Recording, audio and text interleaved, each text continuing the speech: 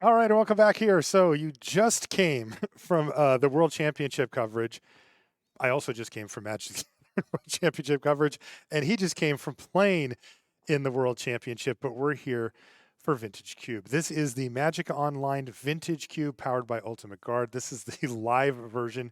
For those of you that were with us yesterday, you got to see the Vintage Cube get drafted in real life, and yes, the players got to keep the cards. But Reed, we got some unfinished business to take care of here today.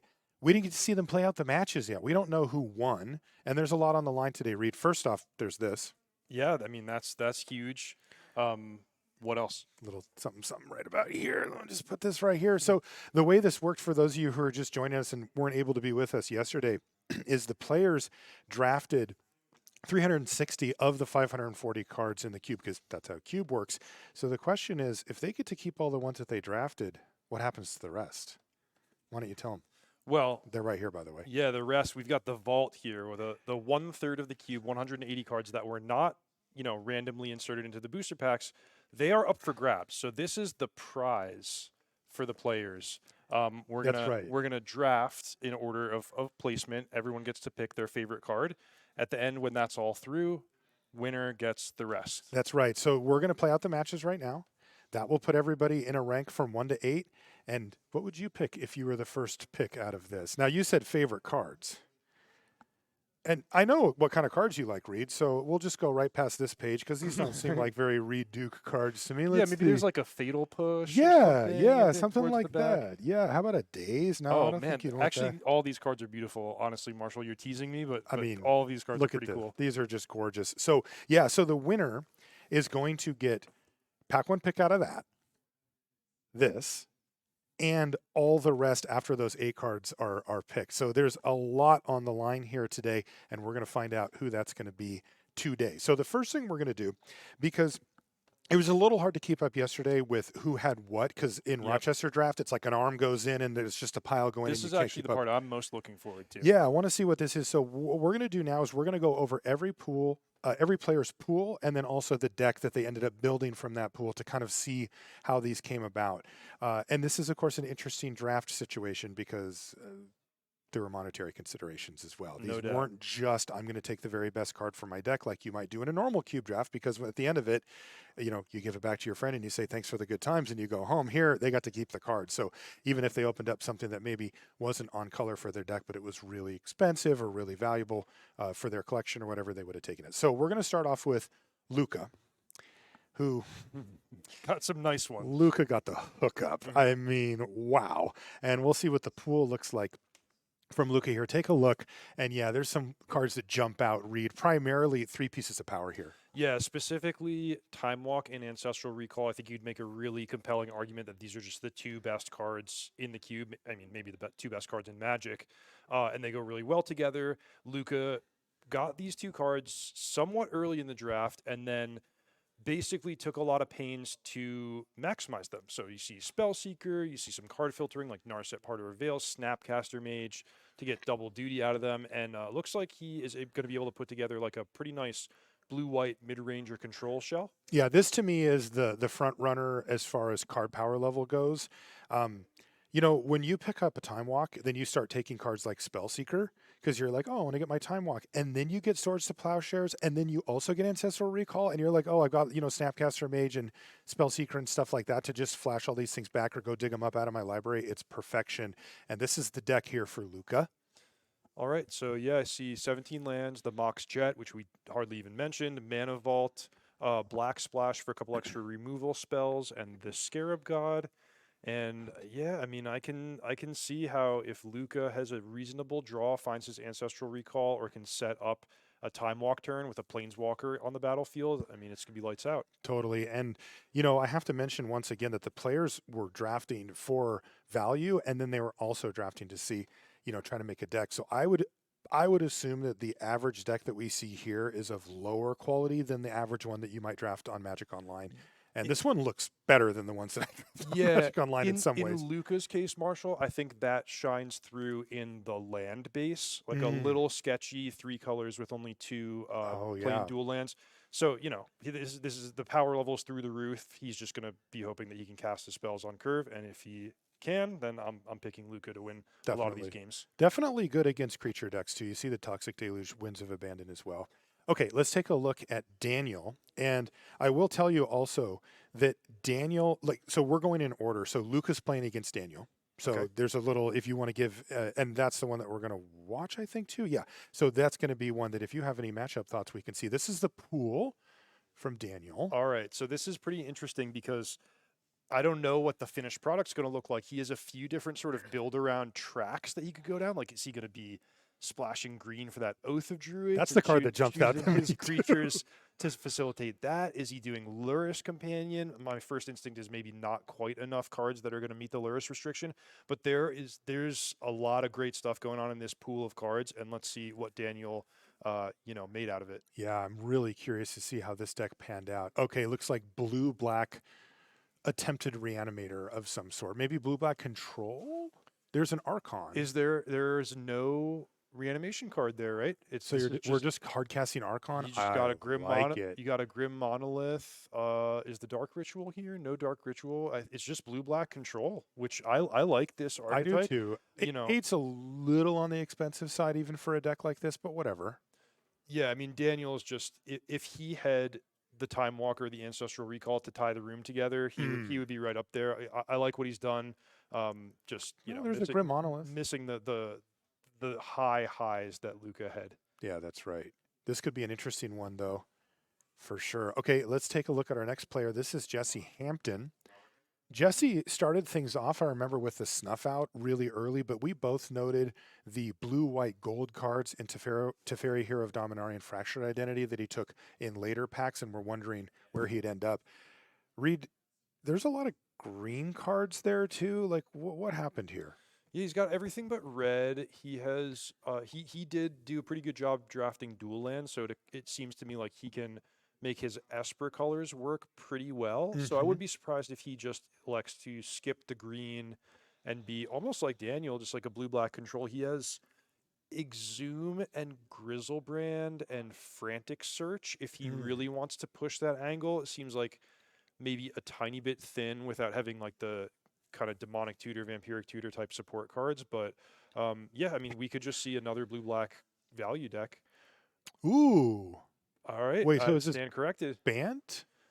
Yeah, his dual lands supported Esper better, but maybe he decided that his green cards gave him just a little more oomph. So it's kind of like a Bant ramp style of deck. I see that he did include the Scrubland, which does not support any main deck black cards, as far as I can tell. Is he just showing off? Just showing off. Just wants to upgrade his beta planes to a $300 bill there. Yeah, exactly. Interesting. This deck looks a little disheveled, but you can make out some 2-card combos and some ways to go off. You see the opposition right next to the Retrofitter Foundry, for example. That's definitely something that you can go with. Did the Garrick Wilds? Yeah, and Garrick Wildspeaker's in there too. So token generation plus opposition is a tried and true way to kind of steal a game, especially if the deck didn't really come together for you. Mother of Runes is an annoying card to play against, even if the mana isn't amazing for it here. I like that you highlighted some 2-card combos, Marshall, because what I want to highlight about this deck is the individual cards that can take over games if they go unanswered. So Fractured Identity is probably the best example of this in the whole cube. Like if you have a little bit of a messy draft, you're getting scrappy. If you cast Fractured Identity in a favorable, position for it, you're gonna beat a better deck. You're gonna beat somebody who had a great start, just totally flipped the script on them. Teferi, Consecrated Sphinx, even Tireless Tracker, these cards also fit the bill where they will punch above their weight class if Jesse lands them under the right circumstances and they go unanswered. I see the Knight of the Reliquary there. Does that answer our question from before? Regarding the Scrubland? Can you sack plains or forest to it, or only forest, or what is plains or forest? So I still can't see the distinction between Scrubland and plains. Yeah. Okay. I tried. But I mean, in cube draft, you can steal your opponent's card, so maybe he's I don't know. Also could be sideboard. Okay, let's move on to our next player. This is Fernando. There's the pool that Fernando drafted. Look at that Mox Emerald. It just jumps off the screen, doesn't it? My eyes Some can't look away. some real pretty cards here. I see the Dark Ritual, the Alpha Dark Ritual. That's looking great. Dude, this is kind of a, So is this a black red deck? yeah, Okay. with some powerful stuff. You know, remember when you told us yesterday, Reed, that sometimes you just make a dragon and turn it sideways? Totally. That's like this He's deck. got two of them. Yep. Option to splash blue for Dak Faden, which another example of a card that can help you beat stronger decks by stealing that Mox, stealing that Skull Clamp or whatever it might be. Lots of really, really effective removal, especially for go wide creature decks. So that'll be a really fun matchup if we get to cover this one. Yeah, let's see how it turned out as far as the list goes. Yes, the blue splash did make it in. You can see for Fire Ice as well as Dak Faden in the middle. Xander's Lounge, Scalding Tarn, Spire Bluff Canal, Polluted Delta. There's just Grixis mid range. Yeah, but it is. really nicely put together. I like his mana. I like his curve. I like the power level. So There's a lot of no complaints here. Reduke cards here too. No doubt about that. Bone Crusher over there. I see the Douthie Voidwalker, difficult on the mana perhaps, but worth it. And it doesn't have to come down on turn 2 to be good. I like. There's nothing I love more in Magic, Marshall, than just a fair and square Dark Ritual. Just like Totally. hey, I got a dragon on turn 3. Yeah, deal with it. yeah. Here, come hit me. Let's see. Oh, the Cursed Scroll made it in with the Urza Saga too. Yep, I would. This is an empty your hand type deck as well, right? There's not a lot of ways to generate advantage. Oh yeah, I like it. That's actually that's kind of a sleeper right there, I think, because if you play a lot of Vintage Cube, you'd look at this deck and go, nothing over the top powerful. It's a little in the middle. This deck isn't really doing anything super impressive, but I have a feeling that in this environment, that's kind of where you want to be. Yeah, I only wish that Fernando had gotten Gabriel Nassif's Cruel Ultimatum for Rix's deck. Yeah, we already saw that one too. That ended up with Daniel, I think. Okay, our next matchup is Rex versus Matt. So we were curious about what Rex ended up with. Now, on one hand, upper left corner, he ended up with that little beauty. But we weren't sure what he was going for as far as the actual deck went, and it looks like red-white. Yep. So red-white is, if you had a friend who was like, I want to try Vintage Cube for the first time, you probably would point them in the direction of either red or white or Boros aggro. This is a really, really both effective and straightforward strategy. And even at the super high levels of competition, it still performs well. So I kind of like what Rex did with just gravitating towards this, kind of like, oh, okay, I'll take a standout power card. I'll take something that's worth a ton of money. And if nothing's there, I'll take the cheapest or best red and white card. And I think he's got a pretty effective deck. Multiple dual lands, the Lotus, of course, plenty of threats that cost 1 and 2 mana. I like it. Yeah, to me, this is the type of deck that you want in a field like this. It's consistent. It's assertive. How's the curve on this deck? Pretty dang good. Yep. Yeah. Yeah, the only miss that Rex had in the draft, and through no fault of his own, but he drafted Stoneforge Mystic. I think it might have been his actual first pick of the draft, and did not get an equipment to go with it. That's tough. So that's a pretty strong card and a high pick, not making it into the deck, but no complaints here. And I mean, he's already a winner with that Black Lotus, right? Yeah, and check it. I mean, there's some turn 1 Palace Jailer is very real. You do not need Marshall, to hit anything turn with 4 it. Palace Jailer. Yeah, turn 4 Palace Jailer actually hits something, but I think most of the time people think, well, I'm going to save that until I can get something with it. But if you just play it and your opponent has no pressure, that thing ends up becoming a card we'll draw explain engine for the you. Monarch, maybe the Initiative. If we get to those, we see those during gameplay. But I like this deck. This is, I think these last two that we've seen have been my favorite so far. Fernando and Rex, who've kept it very straightforward as far as, curve, creatures, mana, that type of stuff. Let's take a look at what Matt got in his pool. Ooh. Mind Twist. Some nice green cards, including Fast Bond and Pest Infestation. There's your winter orb up there. Lots of good stuff going on here. I see a fairly even split of colors, but thankfully worked hard to get the lands to support it, and Mox Diamond, which is one of the single best enablers for a multicolor strategy available in the cube. Yeah, this thing's really just missing the strip mine, right? I don't see it anywhere. But you see Yeah, the Mox Diamond, the Crucible, the Fast Bonds here. But what you can do is you can pair Fastbond, Crucible, and a fetch land Mm-hmm. and just pull all the lands out of your deck. Then you have a ton of mana. You know, your deck is all gas. That can be a reasonably effective strategy in the absence of Wasteland or Strip Mine. Check it out. We got John Finkel's card, Oh, the Wrath of Leknif. Leknif, That yeah. might be the first time Wrath of Leknif gets cast in sanctioned play And after all these years. I assume it won't. Let's take a look at the list and find out if it made it. It probably. It's not in here, right? I don't see Maybe a sideboard option, but yeah, it looks like the he mana's probably a did little not tough. commit enough to white and blue. It's actually, is it just a Jund deck Jund deck with an Enlightened Tutor, and a Glare which of can Subdual. we failed to highlight, Marshall, the Zurin Orb, which Mhm. Fastbond, Crucible of Worlds, Zurin Orb. Right. That is an infinite combo that will result in infinite life and infinite mana if you're in the market for that. If you can spend it, yeah. One of the cards that I'll usually look for, he has it. There's a Horizon Canopy. That also means you can draw your deck if you have that going as well. Okay, great. So Love it. So infinite cards, infinite life, infinite mana. How does that sound to you? It sounds pretty good. I'm and then interested. you put them under Winter Orb Tanglewire and say go. Oh, I love it. Yeah, this was one strip mine away from glory for sure, but I guess it might be good enough. You could probably win on the spot with Pia and Kieran Nalaar, if assuming your opponent isn't above 20. Just like play all your artifacts, sack them all, you're dead. Okay, yeah. Well, I have to say that even though I think that the last two from Rex and Fernando were the best positioned, this is definitely my favorite. Yeah, and I like, you can kind of see it shine through that Matt had a strategy throughout the whole draft portion, focusing on the mana fixing and then putting himself in a position to play whatever great cards, or in this case, great combos, became available to him. Yeah, how many fetches ended up? Wooded Foothills, Fabled Passage, Marsh Flats. Passage and Flats. Okay, that's a good deck. I like that. All right, and this might be a tough matchup versus Red White though. Next one is our last two. This is Oscar Christensen's pool. Oscar was the one who was maybe going for Splinter Twin. I see the Kiki Jiki and the Splinter Twin.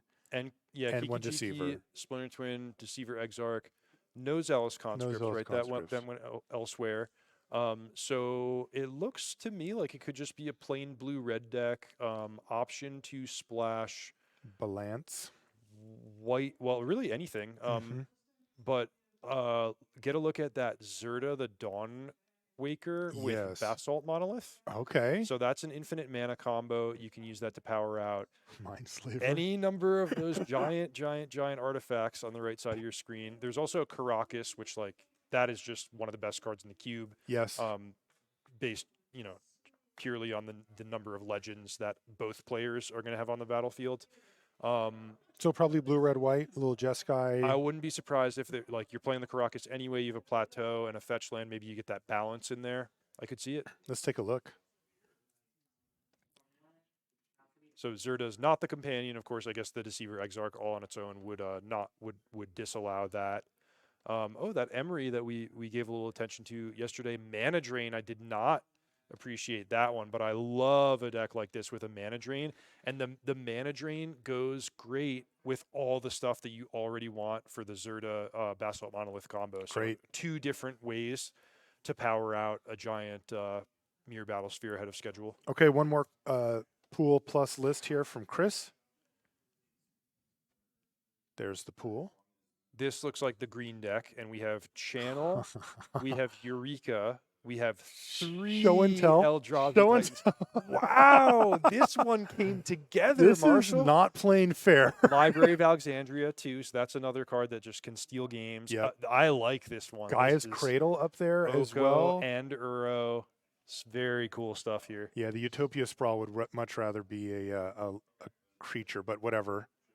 Dude, this is sweet. Go big or go home, says Chris Bruner. This deck has so many ways to steal games that I would be just terrified to face this. I love it. I love the Scavenging Ooze and the Endurance to mess up the other ones, and then Oko Thief of Crowns as well. Okay, we are getting ready to go into our first match, but first, we do have giveaways today, Reed. I don't know if you knew this, but we've got some cool giveaways to give away on behalf of Ultimate Guard here. And check it out. These are Sidewinders. So these are a deck box that you can put 100 double sleeve cards in right here. And if you want to be cool like Reed and I, it matches us, as you can see. So there you go. Let me help you here, Marshall. Yeah, This thanks. this is Hi, there's the sidewire. Thank you. Uh, And we've got 3 of these to give away right now. So what you're going to do is, so you're going to want to follow this channel. Just in general, this channel has a whole lot of awesome stuff going on coming up as well. Cool events like this, but on top of it, great creators, including Team Channel Fireball, from over at the World Championship, Team Handshake as well, and people like this guy, yep. as I well stream as here.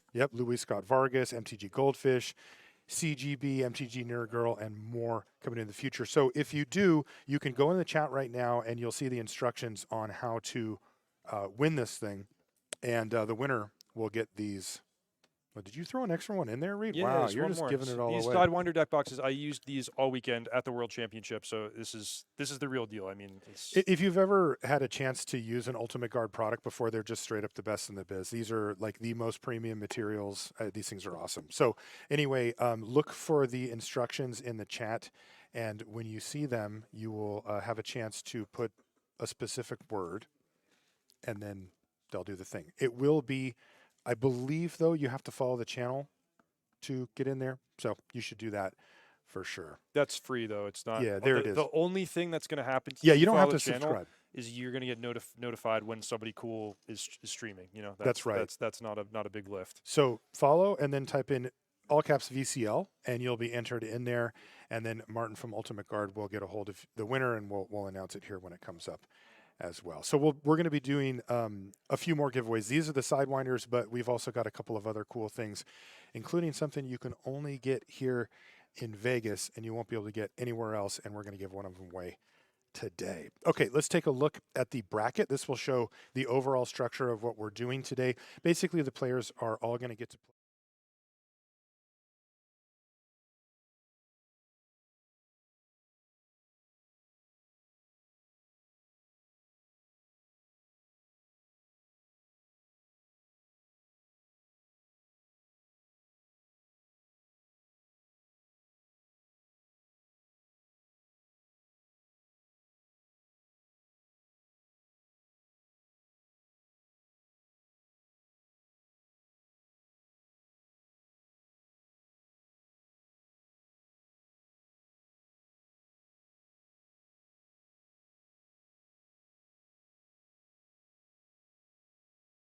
Once they're ready and once we're ready, all right, we are underway here.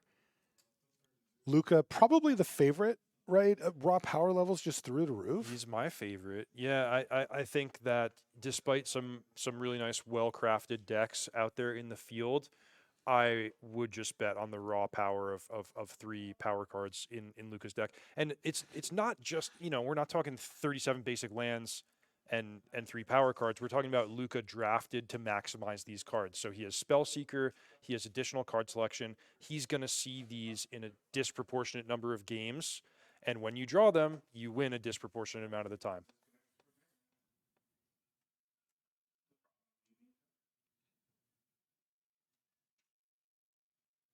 They're drawing for the winner on the giveaway right now, by the way. So Daniel, we remember, had the just blue-black controlling deck. Here he's using Vendilion Click. Nice, subtle card that can give you a little bit of control over the game. But yeah, I mean, it's just not in the same category as Ancestral Recall, which is 1 mana for 3 cards. Luca, he cast to turn 2 Ancestral. He played a Mox to avoid discarding to hand size. So now Daniel's going to see, oh man, read him and weep. Wow. He has Time Walk. You can put that away in exchange for letting Luca draw a new card, but he's got Spellseeker. He's just going to find it again. Yeah, and this is one of those scenarios where you may look at this and go, well, wait, why didn't you just play the Time Walk? Time Walk is a build around in this cube. It is not just pay 2, take an extra turn. You want to do it either where you can leverage it. You mentioned Planeswalkers, right? Getting multiple activations on your Planeswalkers, an extra combat step. In a critical moment when you need to draw or an extra land drop or something like that can be gone. But when you can play it and then play it again, flash it back with Snapcaster Mage, buy it back with Regrowth or Tameo or something like that, that's when you can really abuse that card. Yeah, it's almost the case that the more complex the game and the board become, the more powerful Time Walk is. So yeah, I mean, if you're mana screwed or if you're desperate for some reason, you can totally just cash it in on turn 2, and it's a great card. But as you said, the better situations are when you can really use it to do some frankly unfair stuff. It's really tough to be Luca. It's just ancestral into Time Walk all day. We do have a winner, by the way, for the giveaway, and it was Hussy Micah 9. Congratulations. You're going to get the Sidewinders. Did you happen to see what Daniel elected to take with the Vendilion Click? No, I didn't. I was looking at the giveaway thing. Well, not Time Walk. It was not Time Walk. And at this juncture, Time Walk's fine, right? Powerful, but, this isn't the super broken version just yet. It is going to buy a land drop. What is that? That's Vendetta. That's going to destroy the Vendilion Click at the expense of 1 life point. Is it toughness on Vendetta? Yeah, I think so. So Luca, it was Hostage Taker that got taken. Yeah, that actually makes a lot of sense to me, because I would have been worried about the pattern of Hostage Taker, take your Vendilion Click, then cast your Vendilion Click the following turn. Yeah. So I mean, can you imagine what it's like to be Daniel right now? It's just like Mox, Mana Vault, Ancestral Time Walk. Yeah. Like, okay, cool. Oh boy. And now we have a 2 turns early Scarab God. Yeah, that's ready to steal the Vendilion Click, perhaps in the draw step. This is immediately a must deal with threat. Oh, how about you get one and I get one? It's still, I still like Luca's position here, because he gets the first shot. There's happens to be exactly 1 creature in the graveyard, and Luca's going to get it first. Mm-hmm. Luca also has more mana, so Daniel fighting the good fight, with being severely outgunned in terms of the raw power of the cards and his draw, but he's still in it. Definitely still hanging in there.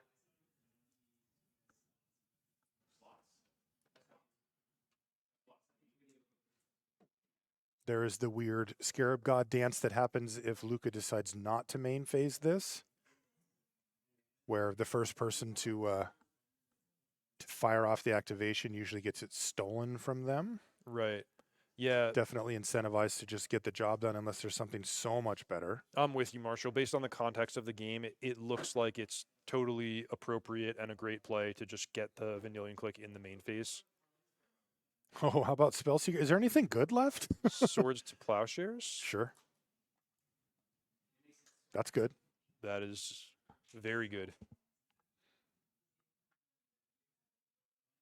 Luca takes a quick look at the board state and looks like he's pulled the card that he thinks he's going to get to the front, but just wants to double check that there's nothing that might be a little bit better. And there it is. Yep. STP. And again, the time is now. You certainly don't want to let anything happen in between, especially because Luca doesn't have the activation right now. In the old days of Magic, this was the fear of, spending 5-6 mana on a big angel or vampire or dragon or something. Mm-hmm. It gets answered for 1 mana by Swords to Plowshares, and there's only 1 Swords to Plowshares in the cube, but hey, when you run into it, it is painful. Speaking of painful, that's 5 damage crashing across the battlefield here for Luca as Daniel drops down to 15. Swords of Plowshares, best removal ever in your book? Number 1? The no GOAT? question. The No GOAT. question. Wow. Not even close. So that's the Baleful Strix. That's a Jerry Thompson signed Baleful Strix. Mm-hmm. That can hold off the Scarab God from attacking, but we know that the Scarab God does a lot more than attack in a game like this.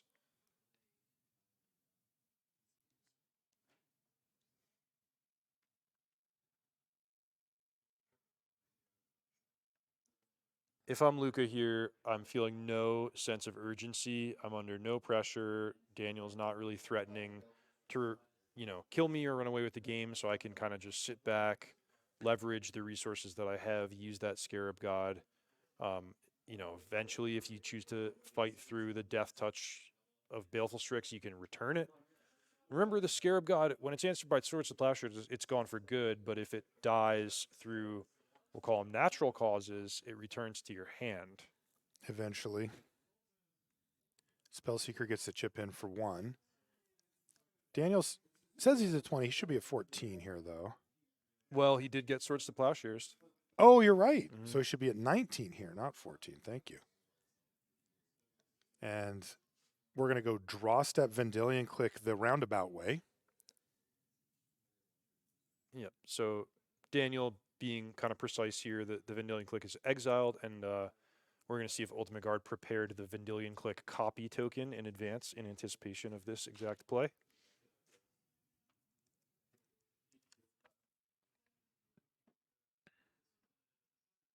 Not just a Vendilion click copy token, a Vendilion click copy token as a 4/4 zombie. Yes. Yeah, yep. There With you all go. the other stuff, too. Mhm. Yeah. How quickly we forget how good the Scarab God was. Boy, Marshall. What do we see? Oh, a treachery. That's a great answer, and it's going to get bottomed here. Yep. So Jeez, I Daniel was just even had it. talking such a big game. I'm like, I would feel no worries. I would be sitting pretty if I was Luca. I might have just walked right into that treachery that Daniel was setting up. Holy cow. Was that a land or a damnation? It was a damnation. That doesn't really solve the problem, does it? It Arguably makes it worse. Gives you an extra turn to. But it worry also about gives a lot of things. targets to Luca to start playing. Yep. Is there any window? Is there any way that Daniel can find a way to exile the graveyard?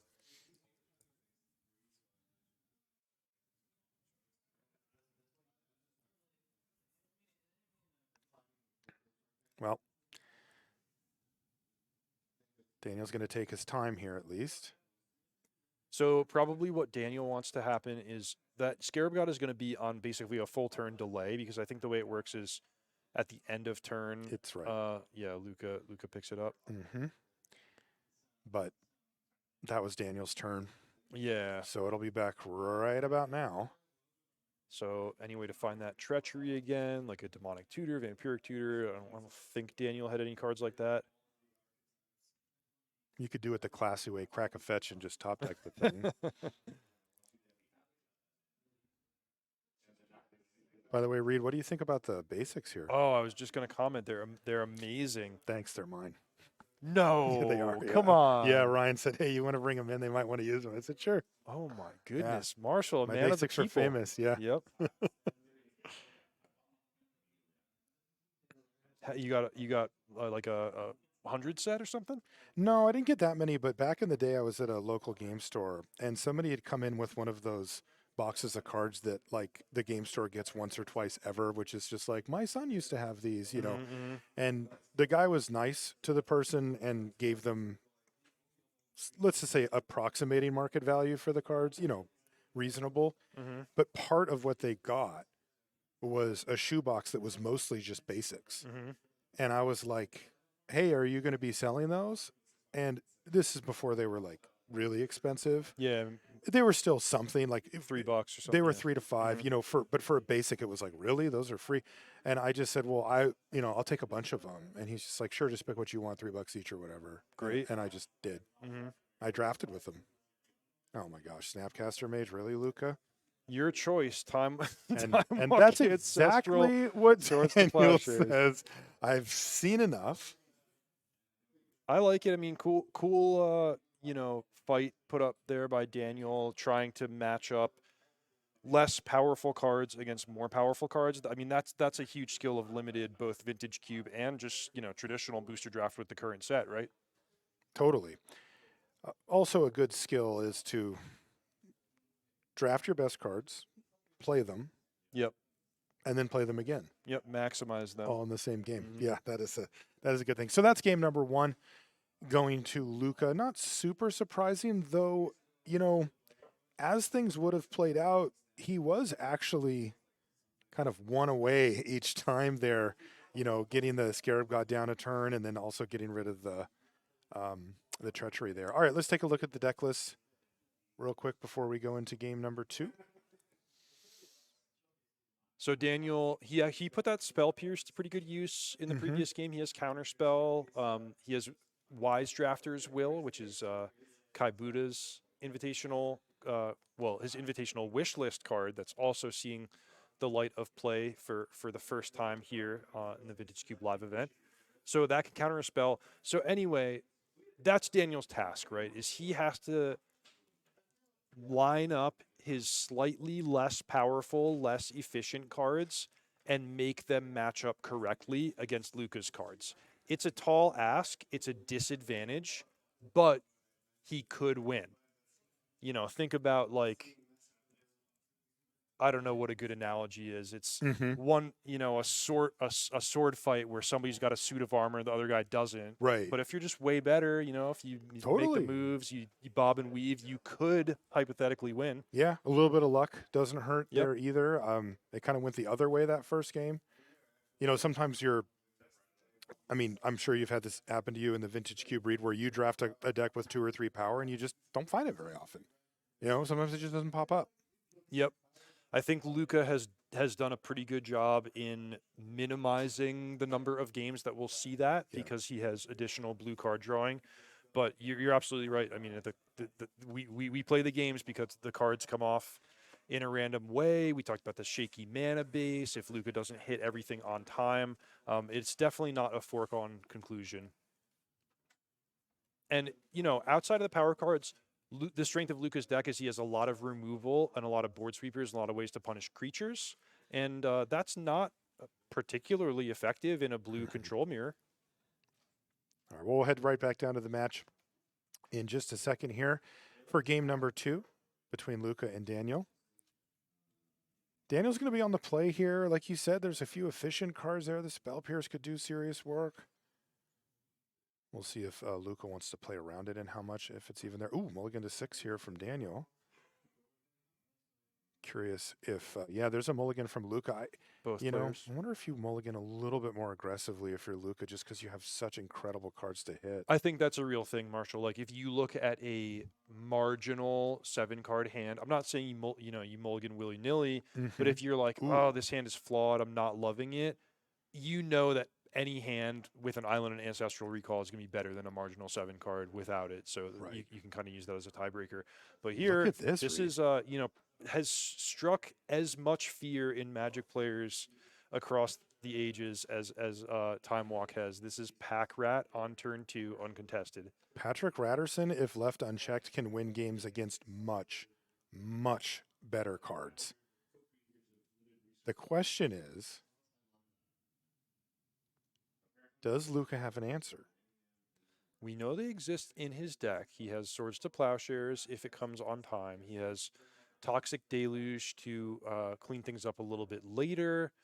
But, if this is like tap land go, we're off to the races. Yeah, and then the whole entire game. Oh no, don't be Swords of Plowshares. Oh, Luca had to think about it that long? Luca's a bit of a slow roller, isn't he? Dude, that was a minute. Well, the thing you'd think about there is if your position's so strong that you're like, I want to actually bait him into spending his resources on the Pack Rat. Like if you had a Wrath later. That would never even cross my mind, Reed. Pack Rat just incites panic in me.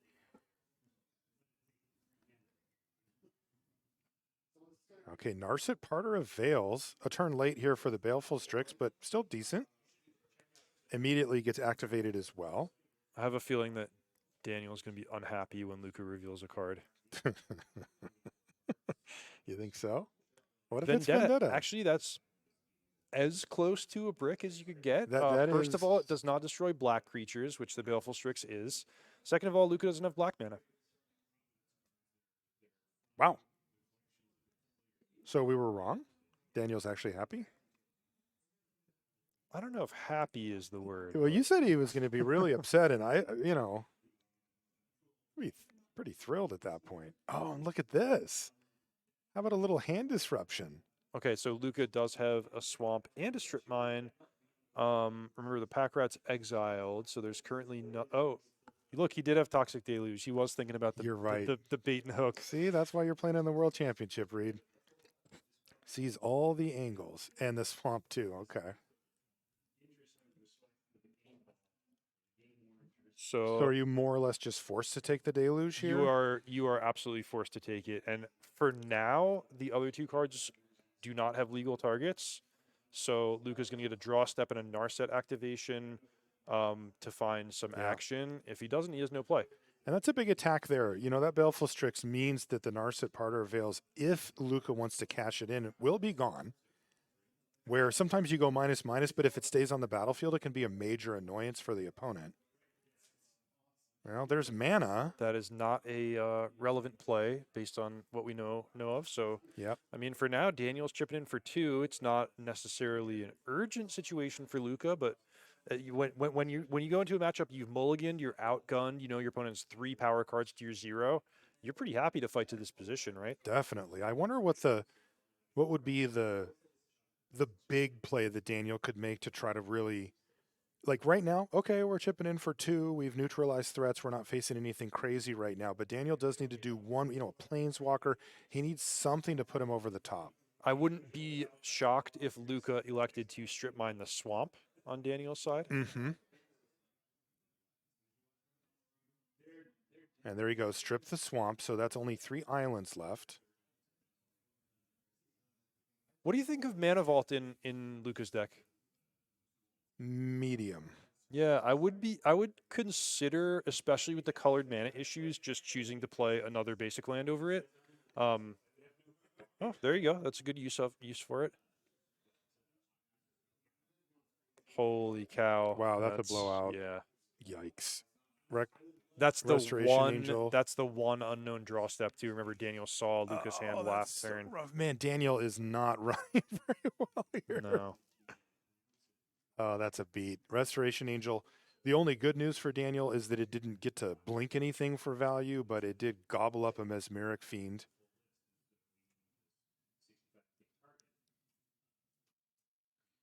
So Mana Vault's going to deal you 1 damage every turn until you invest the 4 to untap it. Yeah. It's much better to play it in real life because on Magic Online, it's 2 separate triggers on 2 different phases. It's like, please just let me pay my life.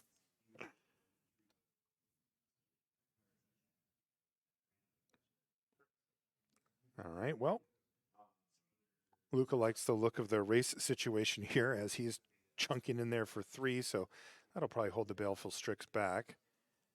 Grim Monolith, the we'll call it the new version of Mana Vault. Yeah. New as of 25 years ago. But Yeah. But it is a more forgiving design as well. Mm-hmm. So Luca could have invested the 4 there. He chose not to. I wonder what he's got planned for his mana.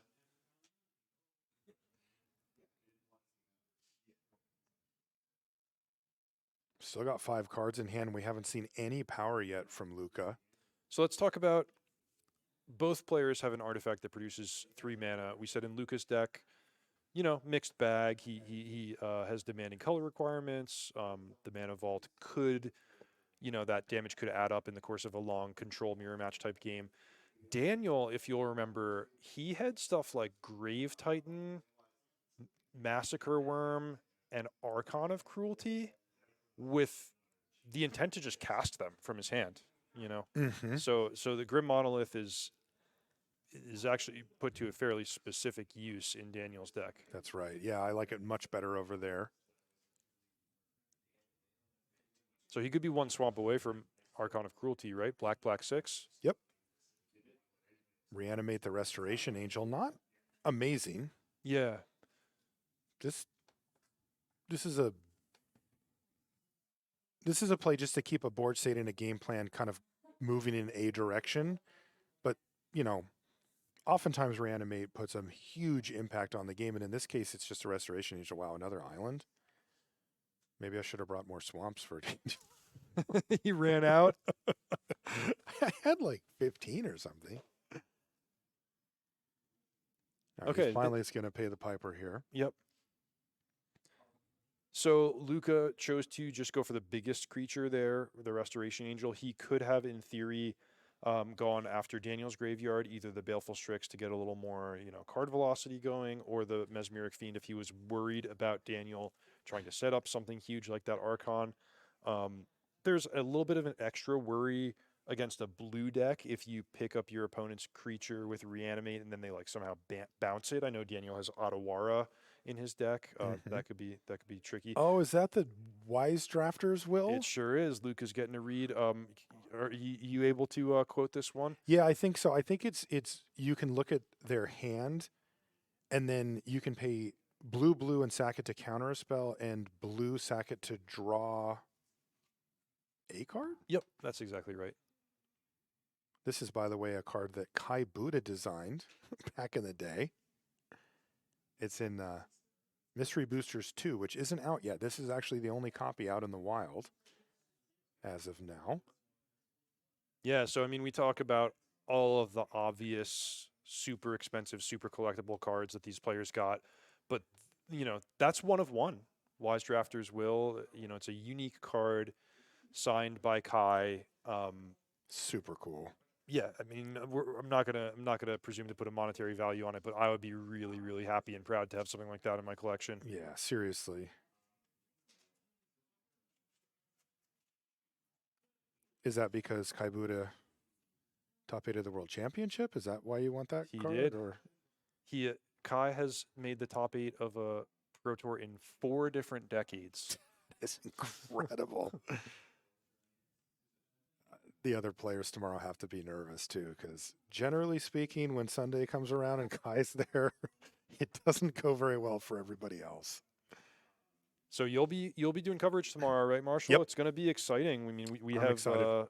we've got the World Championship at stake. We've got the Player of the Year trophy still at stake. We've got the literal guy who the trophy is named after still in the mix. I mean, you It's can't incredible. make this stuff up. We did see the Wise Drafters will get cracked there, and that was for a Spell Seeker. Sure. Definitely. Mm-hmm. That would have been for sure an Ancestral Recall. So heads up play there from Daniel just to try to keep the power. I mean, again, this is a very different game than the first game. In the first game, we saw Luca draw all 3 pieces of power, either draw or find. Yep. And that has not been the case here. This has been really interesting. When Luca reanimated the Angel, I was like, oh, Daniel's down to 6. Like, that Angel has been cracking in every single turn. And yeah, this Elspeth is probably enough. You got to imagine that's going to be the most powerful card, Definitely played in this game, unless Daniel draws and can slam Archon of Cruelty, something to that effect. Elspeth is not easy to beat if you can't immediately destroy it. Chat's asking why Daniel isn't my doing God. anything, and it's called flooding, my friend. You know what Daniel just drew? Don't say basic island. Counterspell. Counterspell. And that is going to do it. Luca picks up the first round, and he is going to advance. Now, I mentioned it before, but this isn't actually an elimination situation. So if you're a fan of Daniel or his deck or whatever, he still gets to play 2 more to try to work his way back up to maybe the top 4. Because just as a quick reminder for those of you just tuning in, they're going to be drafting these. Yeah, so to simplify that, if you go 2-1, you're going to get a Mox or something equivalent to that. So there's Right. still a lot to play for, even if you take a loss early. Yeah, that's right. Right. So we're going to check out game 2 on Jesse versus Fernando here. So let's head down to that right now, and we'll see how that went. Jesse's deck was a little bit disheveled. There was kind of multiple things happening, but there was like, the constellation, right? Like with the right view, you could kind of go, wait a minute, there's something here. There was not only is there combos. something here, Jesse's up a game. Oh, very nice. Yeah, this is a guy who knows how to win. So if you looked at the deck in the wild, your buddies showed you their deck that they drafted for the first time, you might be like, oh, this doesn't look like a clean, well executed deck. But Jesse knows how to win. So every card is there for a reason. He's doing it his way, and definitely do not count him out. Oh, and look at this, Dak Faden coming down immediately to steal the Signet. Maybe you can count him out in this game. Yeah, Blood Chief's Thirst was also an answer for the turn 1 Mother of Runes, which is a card. There's a short window in which you can use a removal spell on it, and Fernando had it that exact turn. Yeah, it actually had to be Fernando on the play because his Black Source entered the battlefield tapped. Jeez. So, yeah, threading the needle here. Yeah, that's a Xander's Lounge up on the top, that special version that you see there. Oh, Jesse had a Mana Crypt? Jesse had a Mana Crypt, yep. Okay. I didn't give him credit for having a card that strong. Mm-hmm. You can see he's left white mana up, which means he doesn't have blue mana. Interesting dynamic here with the Glenalendra Archmage, because one of the strengths of that card is you kind of slam the door on a combo player, make sure that they can't do anything crazy to you. And Fernando's combo is Deceiver Exarch with either Splinter Twin, which is countered by Glenalendra Archmage, or Kiki-Jiki Mirror Breaker, which is not. There's going to be a little bit of like a random draw kind of dynamic here.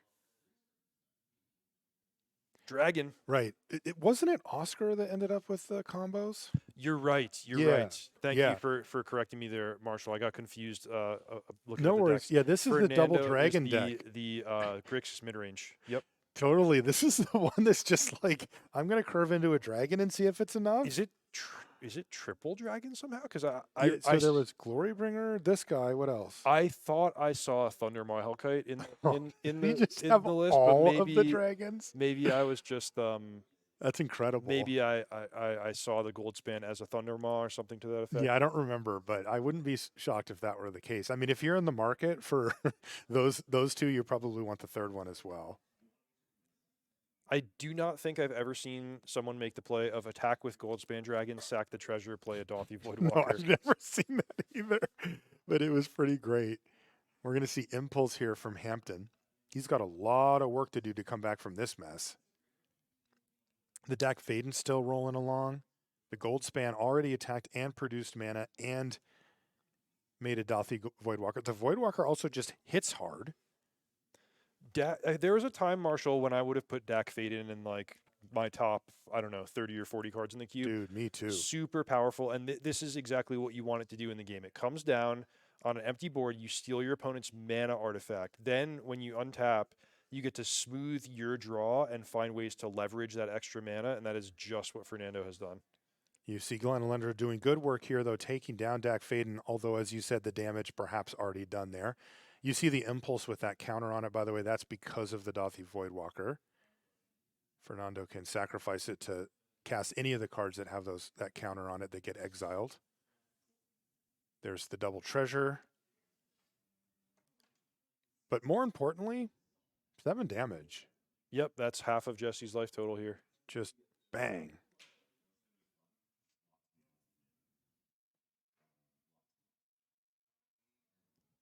That is Duretti, which can be countered by the Glenalendra if Jesse wants to do that. Probably, right? Yeah, although the Dauthi is really throwing a wrench in the works here, because if Jesse chooses to counter, his creatures are gone for good. It's not going to persist. That's right, and the Flooded Strand also gets exiled. And Dauthi Voidwalker is no joke. Yep, very nasty. One of those Modern Horizons cards that has made its way in and kind of outclassed a lot of the stuff that we used to see in those slots in the cube.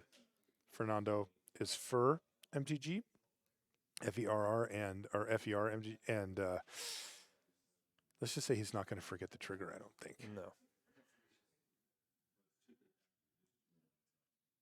Okay, so that gets countered, but it also does take down Glenalendra, and there's an Aphiomancer. This is just the fairest. I love this. Yep, putting on a show though. And we're rolling Phyrexian Tower nonetheless. Yeah, this could actually change the clock as well. Mana Vault, on average, you take 1.5 damage a turn. Unless you're Luis Scott Vargas, in which case it's just 3, according to him. What do we got for 6? This better be good. It's Consecrated Sphinx. Yeah. You're going to need more than that.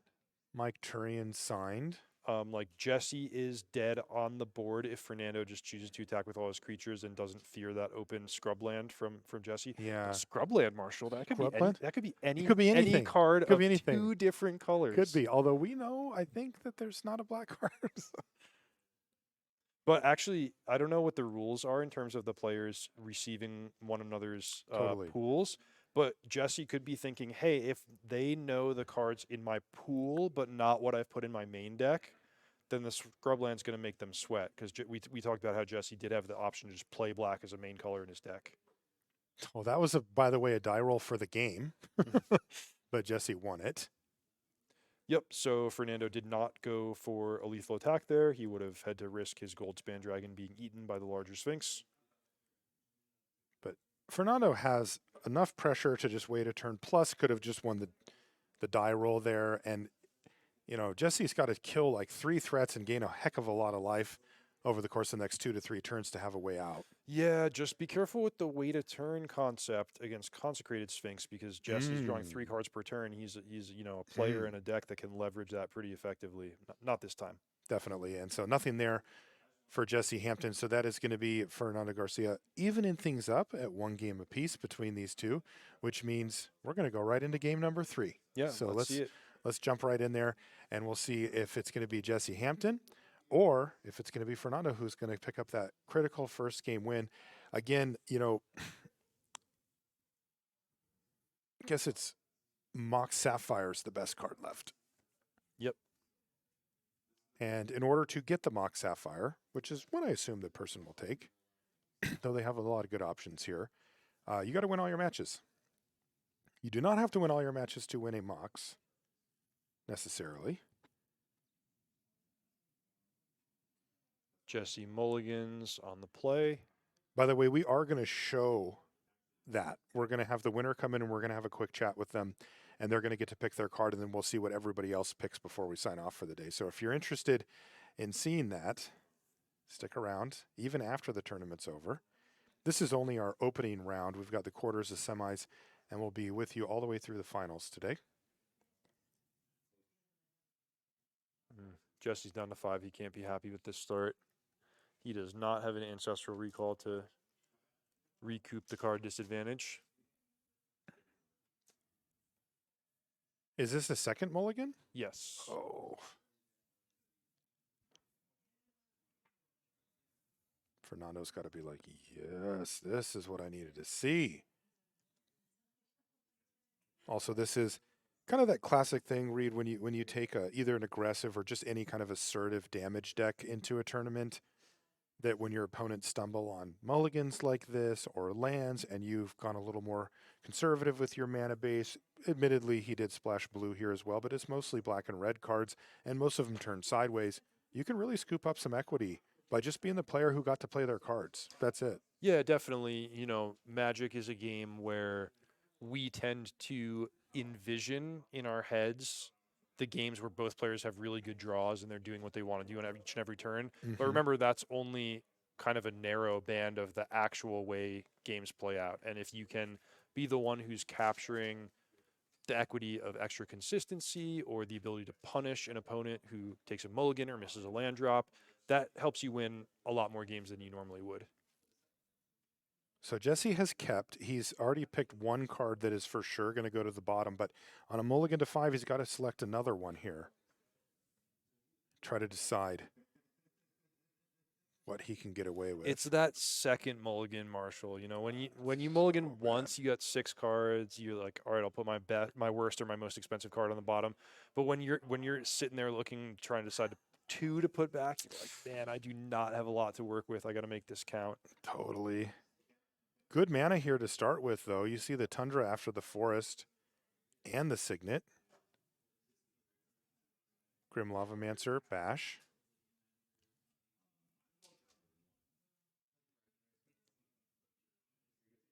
And that's a Phyrexian Tower. Oh, boy, we're going to get really aggressive here for Duretti. Okay. So Duretti is going to make 1/1 Defender constructs. Try to go after the Signet. That does kill artifacts, right? Or is it? Yeah, you can sacrifice an artifact to destroy an artifact or creature. Is that right? I think so. Mom Spaghetti. Oh, look at that. There's a Worn Power Stone, too. Don't be Dak Faden. Oh, my God, it is Dak Faden. This is going to be a really gross turn for Fur. There's an old vintage deck that they used to call Grixis Thieves, based around. This Dak feels Faden. like that. Yep. Did you see that? Blew up the Signet, stole the Worn Power Stone in one turn. Against the guy who started the game with 5 cards. Yeah. So take away 2 colors and 3 total mana from you. Thank you. Duretti Ingenious Iconoclast. You may sacrifice an artifact. If you do, destroy target artifact or creature. If you get to 6 loyalty, you can -6 to choose target artifact card in a graveyard or artifact on the battlefield. Put 3 tokens that are copies of it onto the battlefield. I think this game's going to be over, and in fact, this game is just over. A mulligan to 5 there from Jesse Hampton left him no real options, and that one devastating turn for Fernando sealed the deal. So that is Fernando. He is going to go forward into the rounds. But again, Jesse gets to keep playing. He could still pull a 2-1 out of this and get a high pick out of the vault here. Reed, we're going to take a short break. And for you two, we're going to take a short break. But when we come back, we'll be gearing up for the next semifinal round of action. Don't go anywhere.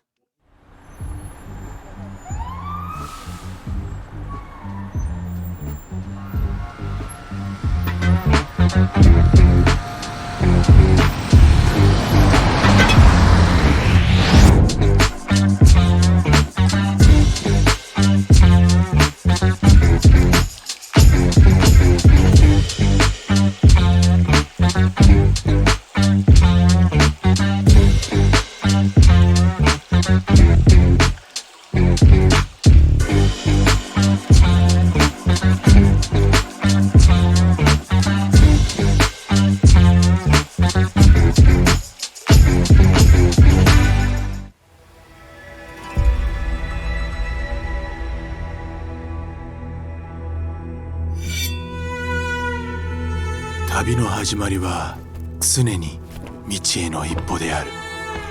それは闇へと続く。初めの一歩を踏み出すには勇気がいる。そして旅の終わりには旅を始めた時の自分とは別人になっているかもしれない。旅に出よう。物語の次の章がお主を待っている。将軍の道を歩め。侍の箱とともに。アルティメットガードが送る冒険の第一章。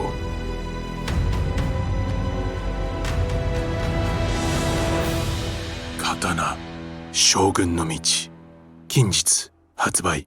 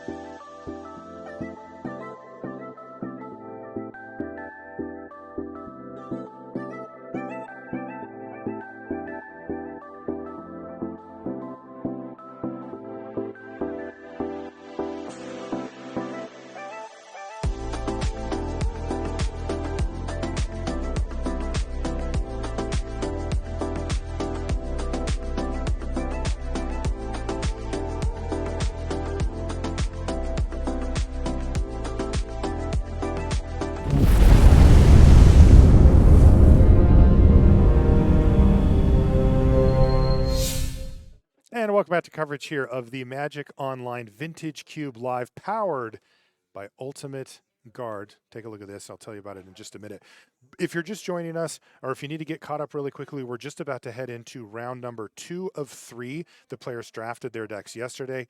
It is a cube. It is a powered vintage cube, and they do get to keep the cards, but there's some unfinished business, because if you've ever drafted cube, you know that there's leftover cards every single time, right? It keeps the experience varied, including some of these ones. And the players right now are playing out their matches, and they're going to be ranked 1 through 8 afterwards based on their records, and they get to pick from this binder whatever they want. We're kind of focusing on this front page for obvious reasons, but I mean, it doesn't get worse. Well, it gets maybe a little less valuable, but there's a lot of sweet stuff in here, no doubt about it.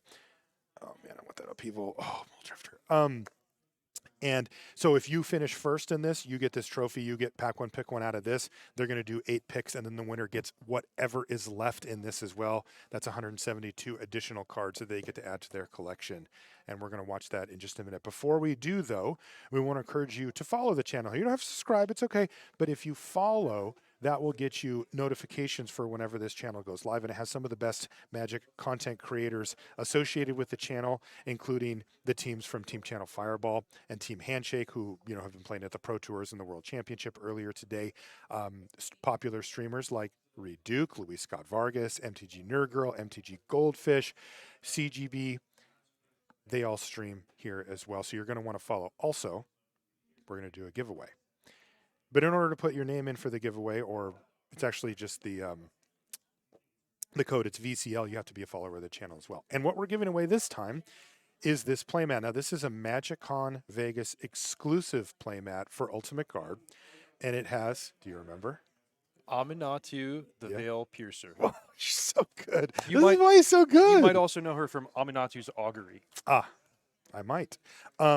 This, again, they only made 500 of these. They're only available here at MTGCon Vegas through Ultimate Guard, and you can get one. This one's going to be given away, and this is the only place realistically you're going to get one unless you're here in the building on your phone so this downstairs. is a series of 500. That's it, limited edition, $499, I guess, going to folks who are here on site, and 1 going to the winner of this giveaway at home. That's right. So VCL in the chat. All you have to do is follow the channel to be eligible for that, and you can potentially win this. We also have another giveaway that we're going to do in just a little bit. But for now, let's take a look at our next upcoming matchup here, which is Fernando, who we just saw, versus Rex. And just to refresh you on what the deck lists are from these players, we're going to take a look at those as well. And you can see here is Rex's list. Now, this was one of my favorite lists of the ones that we looked over because of how straightforward it is, Reed. Yeah, this is just Boros Aggro, which is one of the cleanest, crispest, most effective strategies that you can go for in Vintage Cube. And this is a good version of it. What I usually focus on when I'm evaluating a deck like this is, first, the mana. Can you cast your spells? And Rex has got 2 dual lands. Nice job picking those up. And then how many 1-mana cards do you have? So there's 4 really premium 1-drops, including Ragavan. There's good effective removal, like Flame Slash, Fury is a free card, and there's Black Lotus. And there's also a Black Lotus by the by. So that's what Rex brought to the table. On the other side is Fernando Garcia, who is the deck that we just watched if you're live with us here at the end of that last round. And this is Grixis mid-range. I got to say, Reed, this is not the matchup that you want if you're in Rex's seat, right? I mean, this type of red-black base deck tends to have a ton of removal. Correct. So this is just sort of a classic aggro versus mid-range that you might see in any format, current set, booster draft, or constructed. And the idea, at least as the mid-range player, is you want to use your removal spells to survive the early rush of creatures, and then go just a tiny bit bigger with 2-for-1 off Bone Crusher Giant, or land a big threat like a dragon. And Fernando does seem like he has the tools to go for that strategy. Whether it will be effective, we'll have to see during the gameplay. Speaking of gameplay, let's get underway. Look at that. Rex has got the coffee and the water. Yeah, Stay I hydrated, don't stay blame him at energized. this time of night with still 2 more rounds to play. That's right. It's about 8 p.m. here, local Vegas time. These players, of course, both won their opening round. Oh. Well, I hope I didn't make him put that away, Reed. I was supporting. I Also I curious think about the die roll would here. I would favor a no beverages on the table if I was playing rule if I was playing with these guys and these cards. Actually, I And didn't your think about basic that. wins. Yeah, and my basic wins. You're right, Reed. You know what? You're right again, my friend. Yeah, put that water bottle down. One interesting thing that I noticed here, Reed, and I'm curious to see how this plays out, is they did send us the stats for our players off of Magic Online. Oh, because great. yeah, this whole event was in partnership with Magic Online. And Rex actually had the highest win percentage out of anybody in the field by like 9%. That's pretty impressive. So we'll see how he does here. Rex is more of an occasional player. I get the vibe, like not to say occasional, but just compared to the other people involved in this event who are grinding day in day out. Maybe took multiple bullets to try to qualify for this event. I mean, some of them have thousands and thousands of matches, right? Including his sons. He's got 2 hardcore Magic player sons, including Luca, who's in the event, and Julian, otherwise known as Jujubin. He is a dedicated cube player, to say the least. Uh-oh. Maybe Rex is a Magic Online specialist? Because I'm seeing some counting happening here, Rita. That usually happens if you forgot to D-sideboard or if there's an extra card. There's 39. Please don't let the Black Lotus be missing.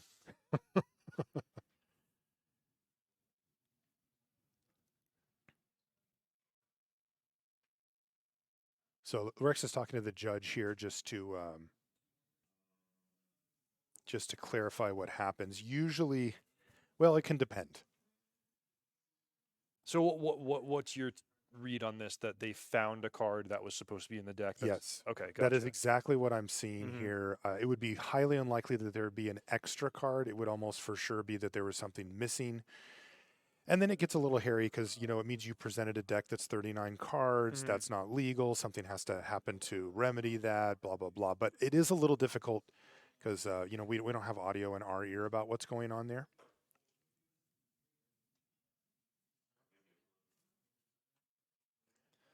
This could be a sideboard card that was left in, perhaps. Kai told me a funny story from the World Championship, which of course we can use as kind of the bar for the strictest rules enforcement that happens in Magic tournament play.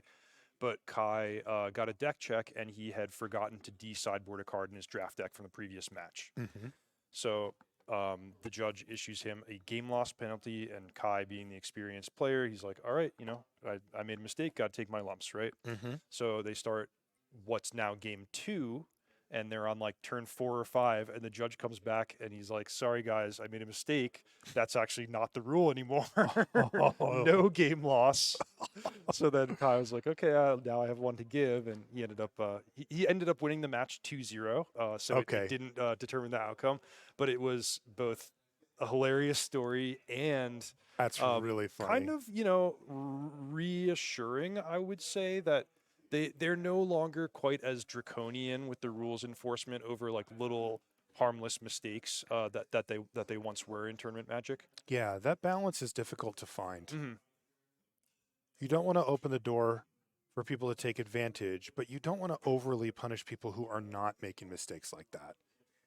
Yeah, I have no idea what's going on here, but the judge just showed 5 cards. Those must be the sideboard cards, Reed. Yeah, maybe Rex had shuffled in some sideboard cards and realized that he didn't have his correct game 1 deck. Yes. Like he could have drawn a hand and been like, "Oh, these cards aren't supposed to be in here." Right, and then notified the judge, which is exactly what you should do.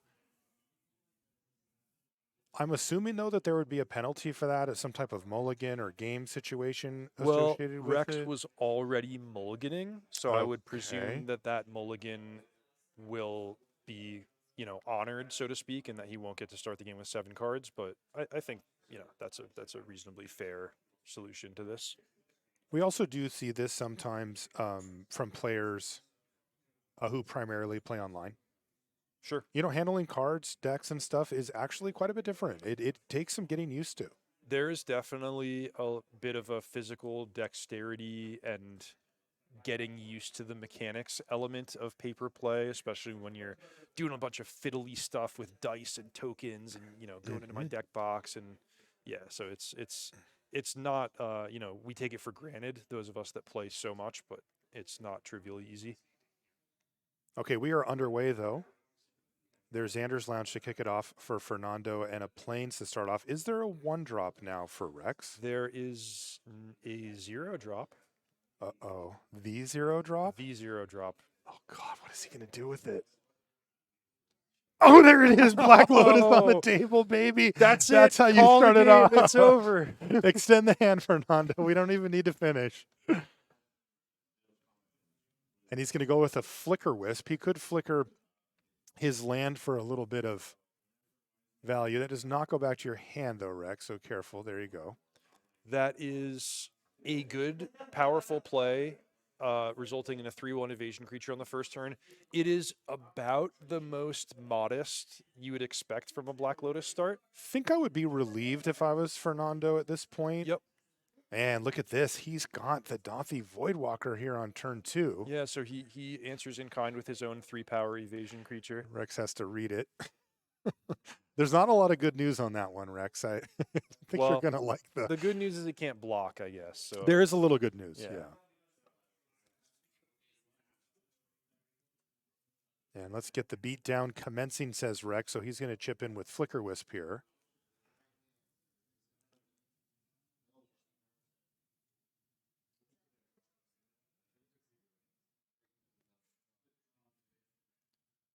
Rex passes with the ability to cycle, touch the Spirit Realm if need be. I think he's going to much prefer to just cast that and permanently answer the Dothy Voidwalker next turn. Mm-hmm. And Fernando's keeping it close to the vest. We can't get a glimpse of what's in his hand, but he has a good start. He's got all his colors. Yeah. Rex looks like he has 3 lands in touch. Like he's going to need to find some action. That Flicker Wisp, I don't think is going to be able to go the distance here. Yeah, Relic Warder. Black Lotus is distinct from Ancestral Recall in that it doesn't really win the game on its own. It's the most powerful card in Magic because of the way it can power out and facilitate and synergize with other cards. But if you're just mana flooded and you draw Black Lotus, that's not much different from drawing another Plains. No, and look at this. We see fire, 1 to you, 1 to the Flicker Wisp, and the bleeding is stemmed here for Fernando. And all of a sudden, he's going to be in the driver's seat. Now, this is going to be a race to see who can get the next threat, because I do assume that Rex is going to fire off Touch the Spirit Realm to take care of that Dothy Voidwalker. It's a very annoying card to have floating around. As I see it, his 2 options here were to either cast Touch the Spirit Realm, as he's doing, and permanently exile the Dothy Voidwalker, or cycle it to save his Flicker Wisp from the fire. And those are 2 different approaches that you could take to the game, but I like this one, just answering the Voidwalker before it does any more damage. Okay, nice. Urza Saga. Rex decided he's passed. Okay. Oh boy. Is that a Mayhem Devil? Fernando has a lot of ways to deal 1 and 2 damage to weenie creatures, so this is going to be a good way to lock up the game if all Rex can come up with is some white and red creatures. So I see Polluted Delta. Yep. What else are we talking about here? Like, does the Saga get sacked at the end of this whole, I guess, saga? That's a fine question. I'll double check that one. Actually, you know what? I'm not going to check. We're going to make chat check for us. Yeah. Chat, I'm assuming it says sacrifice it at the end of that whole thing. That would work. Sagas have weird rules. We've got 4 yeses and a C. Yes, so sagas are sacrificed upon Chapter 3. All right. Yeah. I guess I believe you. Yeah, it's chat. They only have our best interests at heart. Mm-hmm. And anytime you go into chat, you'll find that out. And actually, everyone in chat has a PhD. That explains that's a so much. prerequisite for I am being curious able to what type it's Twitch in. chat. Yeah. You know, like whatever what they whatever we're talking about. in this Glacier versus Saga. That was a nice draw there for Rex. He found Chandra. Oh, is he going to try to Relic Water the Saga? Nice. Nice. That's a sharp play because I it's like it's that. not always obvious, Mhm. when Urza Saga's tucked back there with the lands, but that is an enchantment and vulnerable to cards like Lin and Relic Order. And he now has the answer with Chandra for the Mayhem Devil. It's a little awkward, but he could at least get the thing off the table. Though I assume he will lose Chandra in the process with the Delta. This is a pretty sweet combo. What is that? That's Marionette Apprentice. Oh, So, yeah. Fernando has the makings of kind of like a modern power level sacrifice deck. The one thing he's missing is an actual sacrifice outlet, Mm-hmm. but just in the course of like these creatures trading and dealing damage in combat, and the polluted delta, of course, he's going to get a lot of incidental damage, and Rex is going to have to worry about his life total. Right. This is one of those ones where you have to start doing life total math really quickly. Yep. So what I could see happening here is Rex deploying Chandra and using the -3 ability to answer the Mayhem Devil, at which point Fernando can sacrifice the polluted delta to deal the final 1 damage to Chandra, resulting in basically a 1-for-1 trade. A tempting one nonetheless.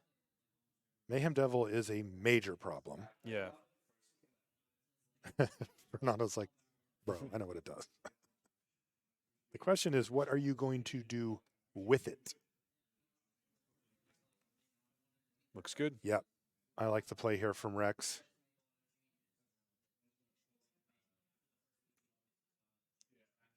And as you predicted there, Reed, Fernando's going to crack the delta, generating a trigger.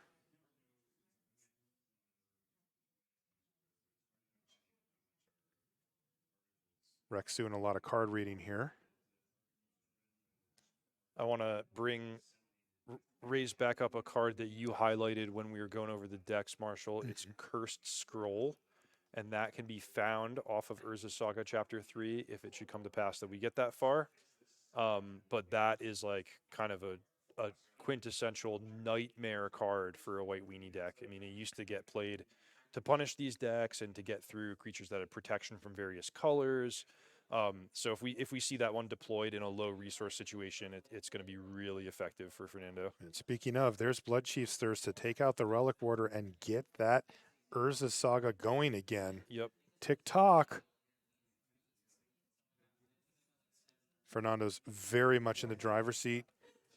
He's going to attack for a couple of damage. Down to 11 goes Rex. Unclear if the players got the Marionette Apprentice trigger from the Mayhem Devil dying. We definitely got the Mayhem Devil trigger from the Polluted Delta being sacrificed, but Marionette Apprentice works in tandem too. It might be, yeah, because Rex went from 13 to 10. Okay, so yeah. Yeah.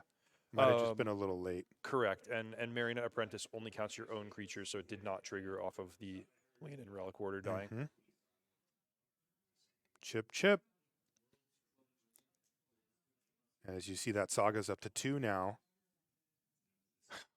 There's Paulo. There's Paulo, but these are all just tiny. Yeah, it's going to trade creatures. down against a smaller creature or even a construct token. Or as you mentioned, the Curse Scroll could come down next turn. And there's the Elite Spellbinder. Oh my God, a couple of bangers in hand here for Fernando as well. Not good news. So why did we not see one? What am I? He just wants to activate Saga. Yeah, he's going to activate Saga and then win the game on his turn. Okay, so he doesn't need it. And he can actually win the game with either of these 2 cards. Rex is surveying the scene here, but I think he'll come to the same conclusion that both cards produce a haste attacker and remove a blocker. That's pretty just wild. That's just mean. You can see Fernando already has sussed all of this out and is just... So 2 dragons confirmed, Marshall. We definitely have a Glorybringer and we definitely have a Goldspan dragon. The real question is, can we triple up? Yeah, Thunder Mahulkite. Shivan dragon? We got a beta Shivan in there? Is there one in here? No. Come on. I mean... You got me. I was kind of stoked. Yeah. It's in terms of iconicness and monetary value. An alpha or beta Shivan dragon would be right up there. But in terms of cube draft power level, I mean, it's pretty much just the same as these other dragons, but costs more mana. Yeah, it doesn't have haste. Yeah. Okay, there's level 3 on the Urza's Saga. So there's a window here to activate. Or just tap it for mana. And that's what he's going to do. So he taps it for 1 before it gets sacked. Going to get a Mox. Style. 1 mana floating.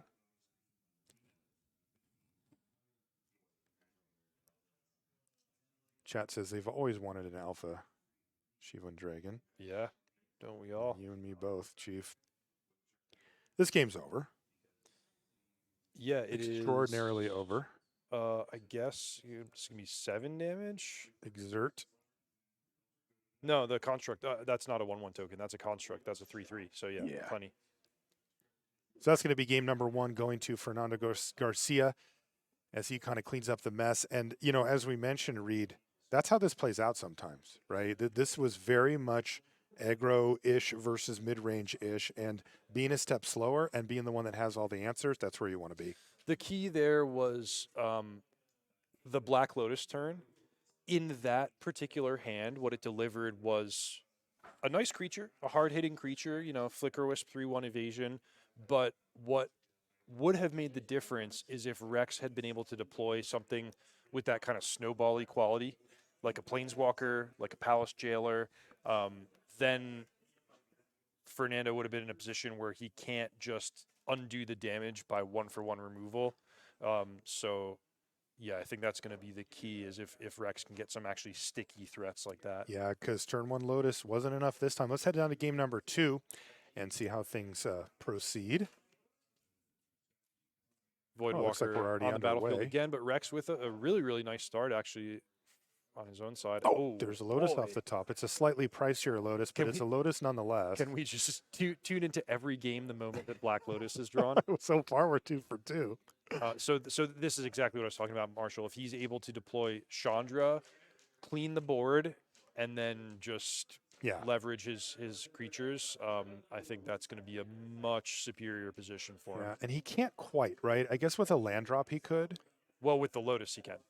So he pays 1 for the Lotus, but then he's got to pay an extra 1 for the Chandra, right? Oh, you're right. Yeah, But a land drop would solve Thalia that tax problem. cuts both way, Right. both ways. And he does have a land in hand. So yeah, he can just pay and sack the Lotus for red and get the job done here. And that would be awesome. I mean, that's exactly what you described. Mm-hmm. And Rex has to pay and didn't know.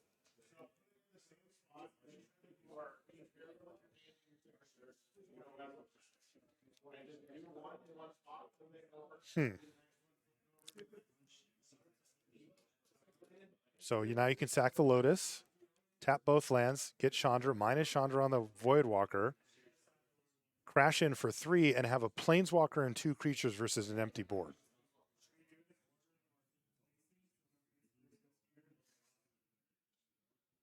And you really need to do it now because you don't want to let Fernando cash in his Voidwalker next turn for that Lotus. Yeah, Rex is dragging you or committed to something. this line of play. Yeah, he paid.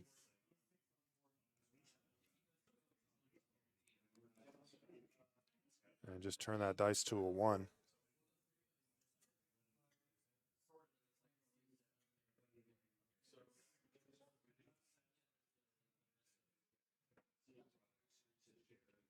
All right. Nice. Yep. Very effective play. Crashing with the creatures. Looking good.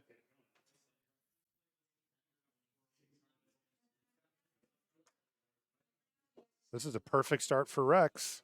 Fernando's got a lot of work to do. Also, you know, Fernando's playing primarily red-black with a little bit of blue and currently has 2 swamps.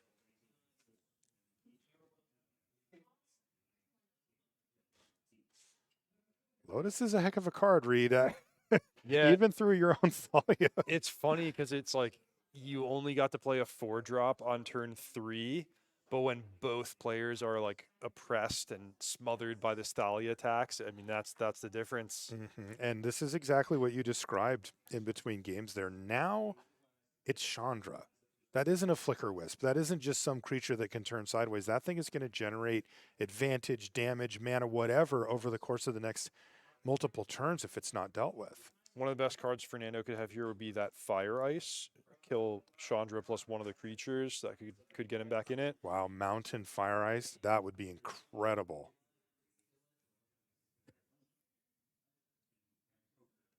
But it would take an untapped red source plus Fire and Ice.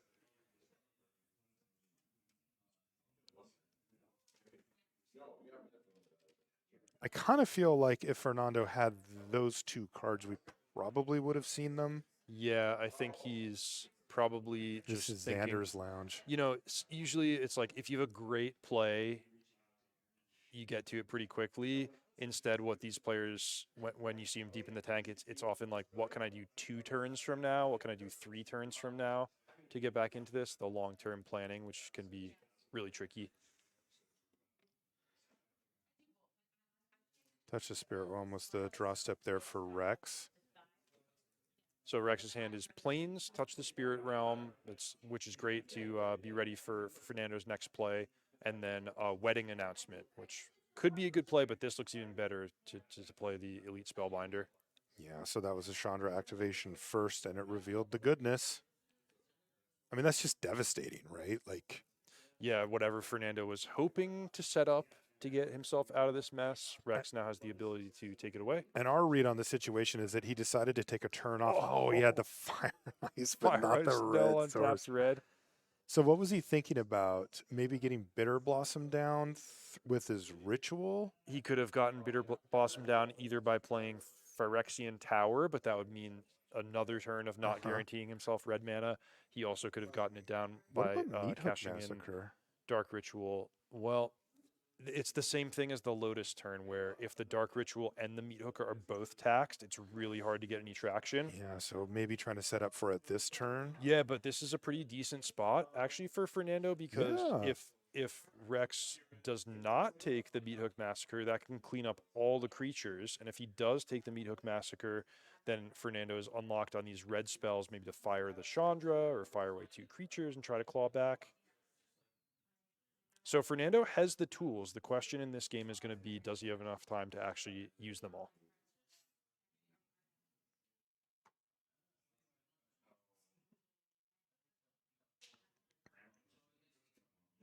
Yep, I would do exactly the same thing.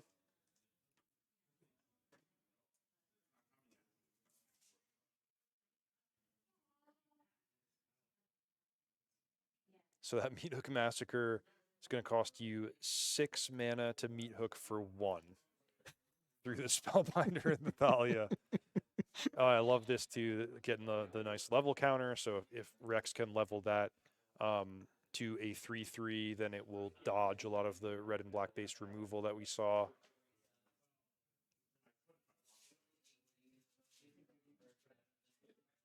So how about we take 5? I really feel like Fernando does have the tools to come back here. It's just a question of time. May have the tools, may not have the time. That looked like Dak Faden. Which doesn't look super great here. No, this is not the matchup for Dak. Boy, fire. Yeah, I mean, it feels like you need to take your medicine from Chandra and just fire away the Spellbinder and the Thalia at some point here. Yeah, Fernando has Bitter Blossom, but it's kind of the bad case scenario, Bitter Blossom, where your life total's under pressure. You're going to have to be chump blocking. So that's something that would factor into my choice too, is like, okay, can I stem the bleeding such that this Bitter Blossom is going to be a card that has any value and I can put on the battlefield? But it's looking rough. And if he has to answer these threats one at a time, that's where the Boros deck just gets you, when it can deploy threats and attack faster than you can answer. What if there's a second red source here for Fernando? I don't think there is, but you know, this is a position where if you could try to set up for a top decked Glorybringer, that could be a game changer. Kill a creature, kill a planeswalker in one fell swoop. But I'm not seeing that second red source or the Glorybringer, but A couple steps away. Yeah. Okay, this is going to be fire. Now what? The most obvious are the 2/1 toughness creatures. Okay, so Or what he's two done here, of the 1 toughness he creatures. has killed the Thalia because that tax was preventing him from getting back into the game. and then Yeah. he has also killed the Student of Warfare because that thing can grow out of range of a possible meat hook massacre. Then he elected to Dark Ritual out the Bitter Blossom for the reason that I mentioned. It's kind of now or never. If he continues taking damage and hemorrhaging life total, then before you know it, you're going to be at 5. You can't even put that Bitter Blossom on the battlefield.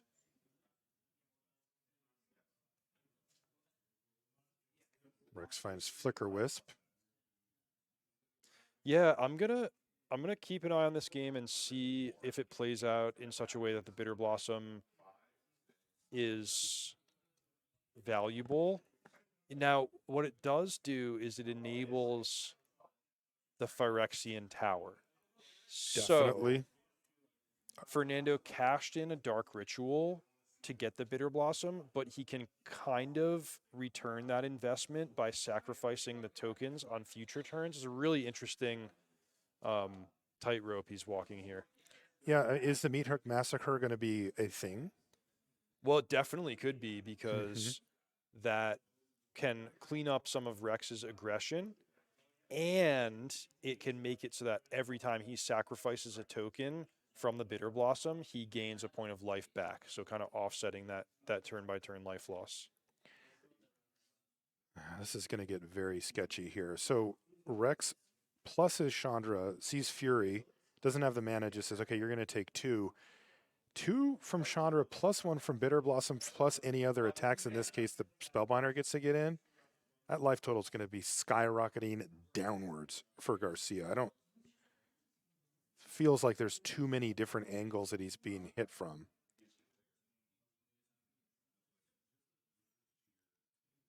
See what Rex wants to do. Maybe you want to attack first with a Spellbinder and then blink that.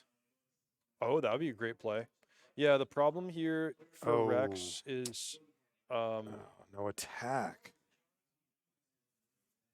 Yeah, if he misses that attack, that's a disaster because this is a close game where it's going to be determined by a couple points of Fernando's life here and there. So yeah, that would be a really costly misstep.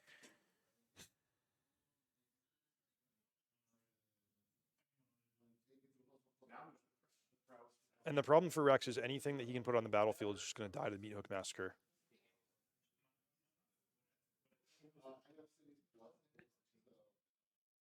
And that means it's end step time here.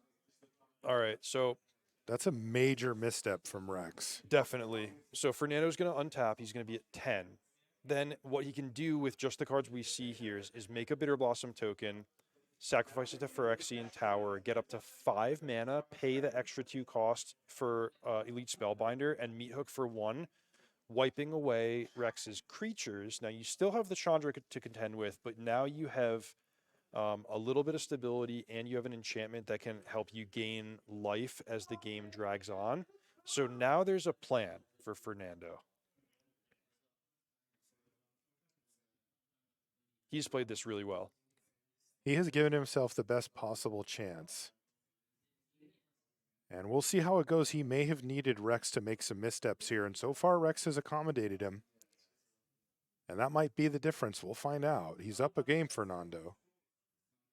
There's a Meat Hook Massacre plus tax.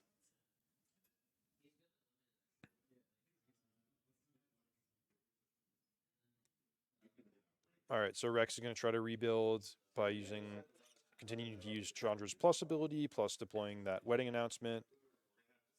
Okay, Raven Inspector, pretty effective here. Oh, he could also choose to touch the Spirit Realm. Is that any permanent, or is it like creature artifact? Well, you know who I like to ask in these type of situations, Twitch Reed? chat? I like to ask Twitch chat, There's PhD and touch the Spirit Realm. Very smart people in Twitch chat.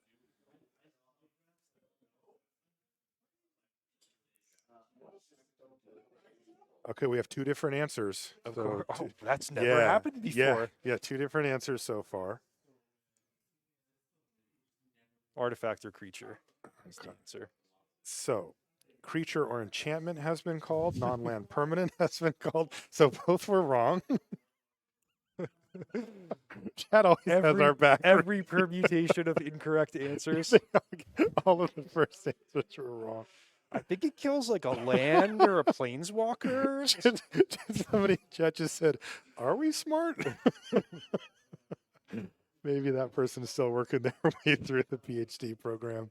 Well, anyway, so the you can't go after the Bitter Blossom or the Meat Hook with Touch the Spirit Realm. Instead, it's just going to be focusing on deploying these threats. What did the Chandra reveal this time? Unclear. It did go up because it went from 3 to 4, and there's not an obvious reason why you would make mana. They say it revealed the giver. I'm going to believe chat this time. Yes, yep, because Rex drew Thraben Inspector and then played the giver. Yep. Curse Scroll 1 card in hand Mm-hmm.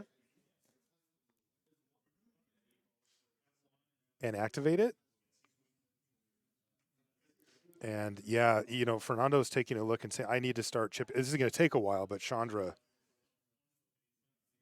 Oh, and then he played the Lavamancer. I did not know he had an extra mana. Okay, so it's not going to take that long. Next turn. Well, Rex can use Touch the Spirit Realm to go after either the Lavamancer or the Curse Scroll, which I would advise doing that. Oh boy, there's also Leonin Relic Warder off the top. Okay, so he could go after both, although he's short 1 white mana Right. for that.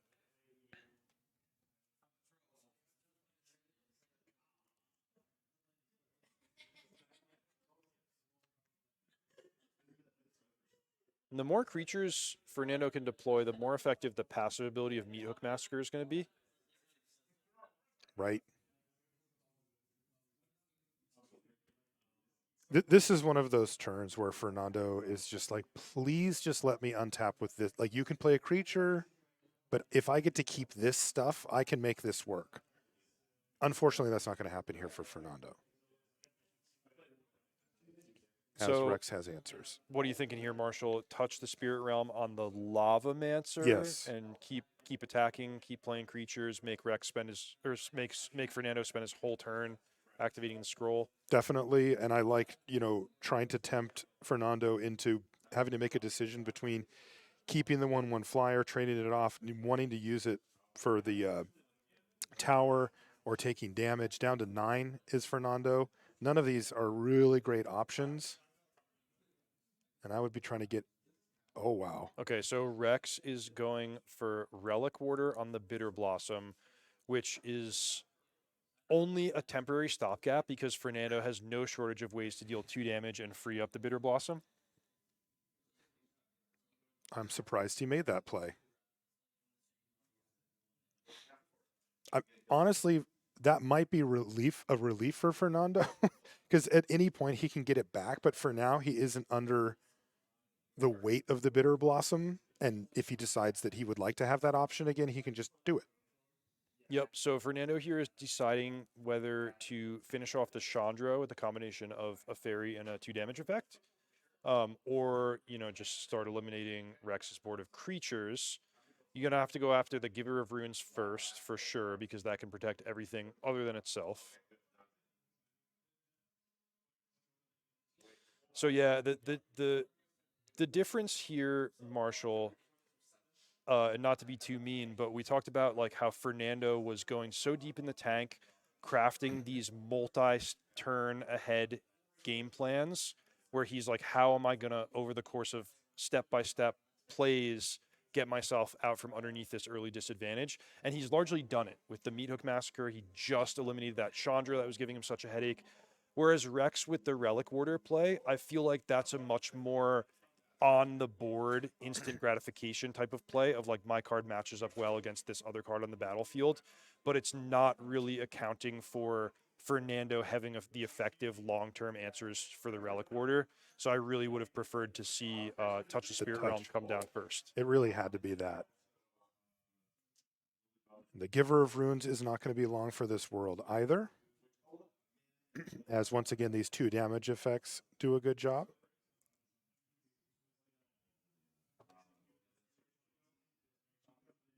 Also, the Giver of Runes looks like it attacked here. That's I think a fine play because Fernando is just going to have such an easy time killing the Giver when he chooses to. Just bail on it. Turn it into an attacker, sure. So Rex is going to be able to draw a card off of the wedding announcement in the end step, but he's going to need something special because the combination of Curse Scroll and Grim Lavamancer neutralizes a pretty large portion of the Boros deck. So it's really drawing towards like those couple of well-placed removal spells, maybe Showdown of the Scalds.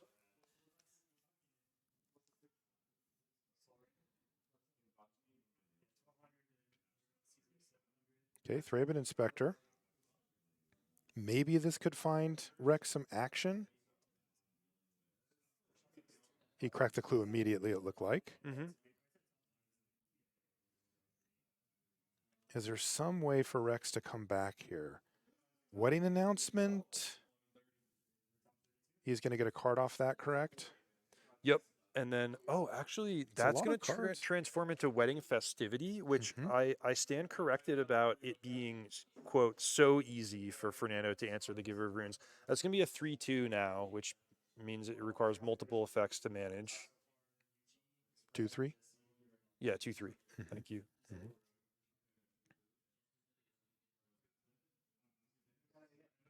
The real question here for me is the life total of Fernando, right? He does have the Bitter Blossom back. What was that? I did not see what he wrote. Gold card, right? It was a gold. Oh, it's Duretti, right? Yeah. He did that during his upkeep with the curse scroll to make sure that he named the correct card and didn't give himself any awkward draw step that would make him flip a coin here. And Fernando's just sort of chewing through these 2-2s now. Oh, wow. He's getting aggressive for the first time. Rex is actually He must be being sacking it to the tower or attacked. something, right? Yep. Or sacking it to Duretti. Duretti can only sack artifacts. So Oh, he right. may choose to do that. Like he could cash in the curse scroll if he feels, oh, right, he's got that mox He's got in the his land mox. pile. All right, so Fernando answering yet 2 more threats on this turn. But what was the attack? Doesn't he want to protect Duretti here? I mean, just to get him from 20 to 19. Yep, good. It's a good point, Marshall. You know, I could definitely see a world where you're double blocking Right. the human token with 2 fairies. Maybe he doesn't care about Duretti that much. He does need to start getting things moving forward at some point. The Meat Hook Massacre helps with his life total situation, but it's a little awkward.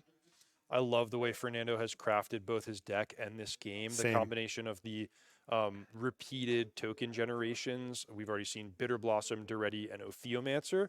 Then he's got Phyrexian Tower to make them to give a sacrifice outlet and make extra mana. And he's got the Meat Hook Massacre to repeatedly gain life, or in this case, just 100% offset the life loss of Bitter Blossom. Really cool stuff. Ooh, Palace Jailer. This would have been a lights out card earlier in the game, but now that Fernando has actually gotten some traction with the Bitter Blossom, I'm worried that Rex is just going to lose the Monarchy and therefore lose the Lavamancer underneath the Palace Jailer. Yeah, this is the problem with this type of card, right? Is that it is extraordinarily powerful and one-sided when you can keep that in your court. But once it goes back over, he's not going to get it back. And the Monarchy is going to be a lot of cards going into Fernando's hand. And, you know, we could see a dragon. There's a number of things that could pop up that could really start to slam the door here. So, Marshall, if we've got some, World Championship viewers joining us, can you explain the Monarchy to people who have not played a lot of Vintage Legacy, Vintage Cube? Yeah, so basically, in this setting like this, one player is going to be the Monarch for the rest of the game. It is, think of it like an emblem. It's not technically an emblem, but it's kind of like that. And it will start off with Rex as the Monarch. On his end step, he gets to draw an extra card. That's what you get for being the Monarch. The problem is that you can lose it if you take damage from a creature. If you get attacked and take damage, the Monarchy goes away. Now, Palace Jailer is a particularly interesting card in that it has that Oblivion Ring effect where you'd think, okay, well, if I kill it, I get my creature back. It doesn't actually work that way. You can kill the Palace Jailer and the card just stays exiled. What has to happen is you have to lose the Monarchy. And Fernando is giving us a beautiful demonstration of exactly how that works right now. So he took the Monarchy, he got his Grim Lavamancer back, and now he gets a card on end step. And as long as he doesn't get hit by anything, there's an Abrade to kill the Palace Jailer, which is just a 3/3 at this point. He will draw an extra card on end step for the rest of the game. And that should do it. Wow, Hell Rider. That That's would have been another so one. good a few Another one that turns would have ago. been so good a few turns ago, but it's too late. You know, these games are kind of snowbally. Once somebody gets a positional or a life total advantage, it's really hard to flip Yeah. the script. By the way, snowbally is a perfect way to describe the Monarchy too. Oh yeah, no doubt.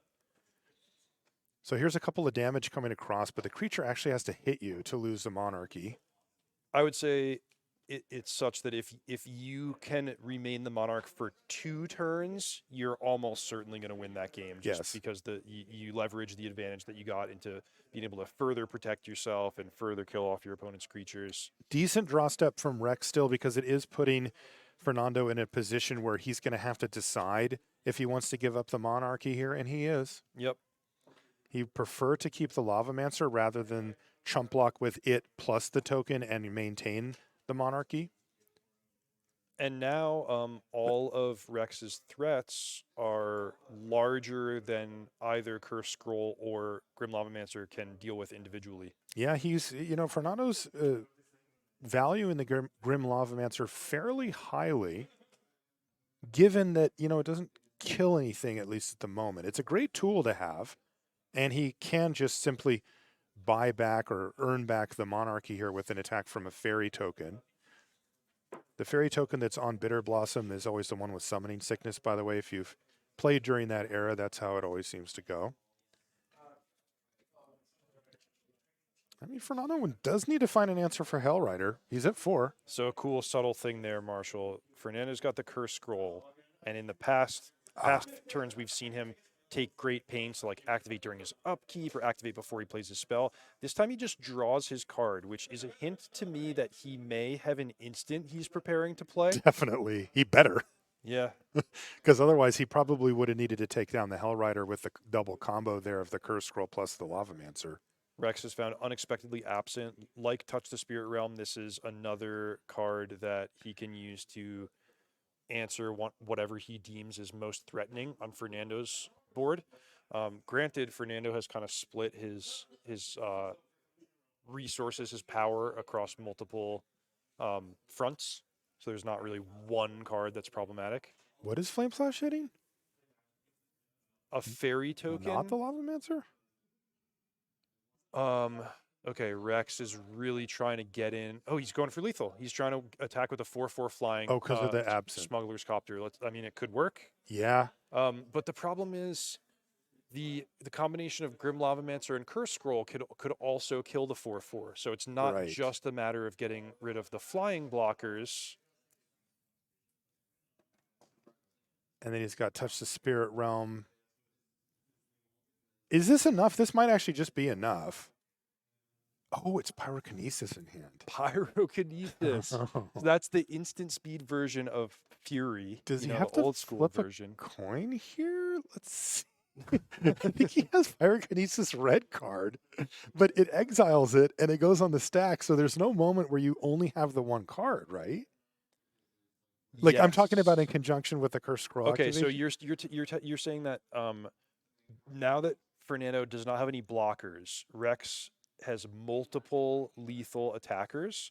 So Fernando he has to pick one. Oh, he actually has to just say the card. This is coming down to a random choice. Literal Curse coin Scroll flip. Pyrokinesis? I don't know what he named. He did hit. He got to do the Oh my 2. God. And now he gets to do 4 divided among the rest. All right, so Fernando right now, he's killing the Hell Rider before the... Okay, you want to crew that Smuggler's Copter, Rex. Yeah, Don't he let needed that to thing crew hit the it. graveyard. It died. He didn't crew. Yeah, so he's using the Scroll and the Lavamancer to kill the Hell Rider. Then he's going to have the Pyrokinesis plus red card to deal with Smuggler's Copter. And he needs it because that copter's a 4/4.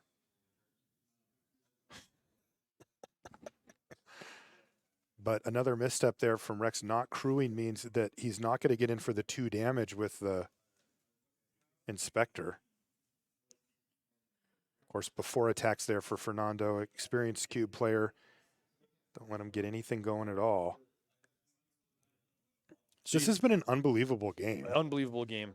You notice Fernando picked up a couple points of life from his creatures dying Right. from the Meat Hook Massacre. Rex, if he had crewed before the Hellrider hit the graveyard, it would have had an attack available with that 2/3 Thraben Inspector. So a couple missed points of damage, and I mean we knew that was going to matter. This game is as tight as it gets. You can't give away anything for free here.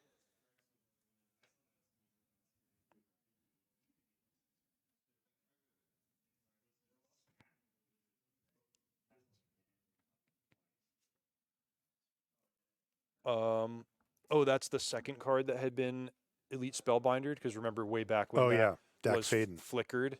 That's right. It just hasn't had anything going in a while. I guess he could have stolen the copter at some point. Anyway,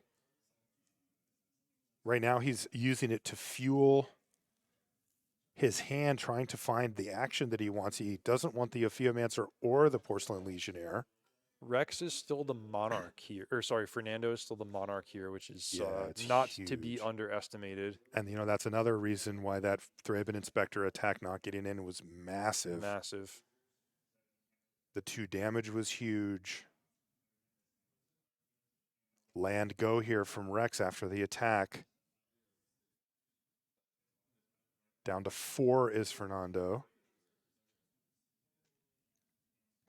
Dak Faden is digging, just looking for a dragon or something. He's got one. He's got Does he have one? Glorybringer. Okay, Yep. That'll work. Yeah, that That's a gets 3-turner. the game Actually, over pretty quickly. Guess it's not quite a 2-turn clock. Although I guess if a creature were to die in there, it would be. And the curse scroll can go to the face. So it is realistically a 2-turn clock. Glorybringer. He's going to exert though. Smart, just to clear the way. He's at 4. He has the tower. So if he activates the tower, that just gains him a life. Correct. Okay. Yep. Fairy hits the graveyard. I'm thinking about burn spells here. And probably Fernando is as well. And it's going to be a land go. And that looks like a little bit of perhaps a smile of resignation there. This was awesome. This game, so well navigated by Fernando from the early disadvantage, just systematically, step by step, dismantling everything that was threatening him, hovering in that like 3, 4, 5 life total range for so long, treading water with the Meat Hook Massacre. I give this game an A+ for Fernando. Yeah, Fernando really putting on a show here, taking advantage of everything he possibly could and needed to get across the finish line. This is our semifinals. We're still going to bring you the finals, too. We're also going to check in with the other semifinal match after this. Mayhem Devil, holy cow. Yeah, GG. Let's just say you can tell Fernando's played a lot of Cube. Yep, he's And it getting all shows. these triggers. This is really impressive. Fernando effectively had no room to give. He just killed his own creature, by the way, just to get the triggers going from the Mayhem and Devil. Specifically to get down to 1 card in hand. Because it's 2 for the guaranteed left. victory. And he's going to reveal the mountain, and the mountain is going to get the job done. That is lethal, Rex. And Fernando Garcia is going to pick up his semifinal win in impressive fashion. Man, he may have the deck to get the job done here. Just keep it simple, right? Yeah, I mean, not just the deck. I mean, the navigation there. That was like, that game, it was not obvious that he was going to win based on the way the cards came off. You know, he had to... Definitely not. It depended on the choices that both players were making. It depended on the plan that Fernando was putting together, the use of all of his various resources in conjunction with one another. So just super good Magic, and that's like a snapshot of what Vintage Cube can deliver for Absolutely. you. Just combining all these cards from different eras and decks into one well-oiled machine. Yeah, his experience showed, and he took advantage of everything that was presented to him, whether it was top deck, some mistakes from his opponent, everything he needed to get across the finish line, and he did. Let's take a look at Game 3 of our other semifinal match before we move on to the finals. This is Chris versus Luca, and as you can see, both 1-0 here. They've each split a game. Chris took game 1 by casting Eureka and put Kozilek and Emrakul into play, and then man. cast Ulamog. Chris has got my favorite deck. Just the And mono, apparently the was still green close. Eldrazi. Yeah, why play fair? All right, Library I of like this from Alexandria. Chris. Chris is a local here as well. He qualified on his first try, and he's got the Library of Alexandria all ready to go. If there's one card in Magic that can contend with the card advantage of Ancestral Recall, it might be Library of Alexandria. Luca should have targeted Chris to take him off of Library. Oh, good idea. See? Yeah, then he can't use it anymore. Who do you pick here, Marshall, for turn 1 Ancestral versus turn 1 Library? Knowing what I know of the decks, I actually like the Library a little better here because like that was a turn 1 Ancestral, but that's probably going to lead to a discard of at least one card. So you may not even get full value on it. And Luca doesn't, I don't think, have any graveyard stuff to take advantage. And his deck is not good at applying pressure. Like I could see this Library get activated for 5, 6, 7 turns in a row. Awesome stuff from Chris this here. is beautiful. There's not much I love more than a turn 2 Once Upon a Time for free.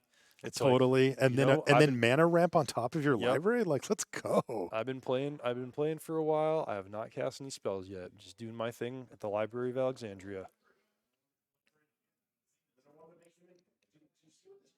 You got any late fees? I've taken a lot of books out from there. You never bring them back, do you?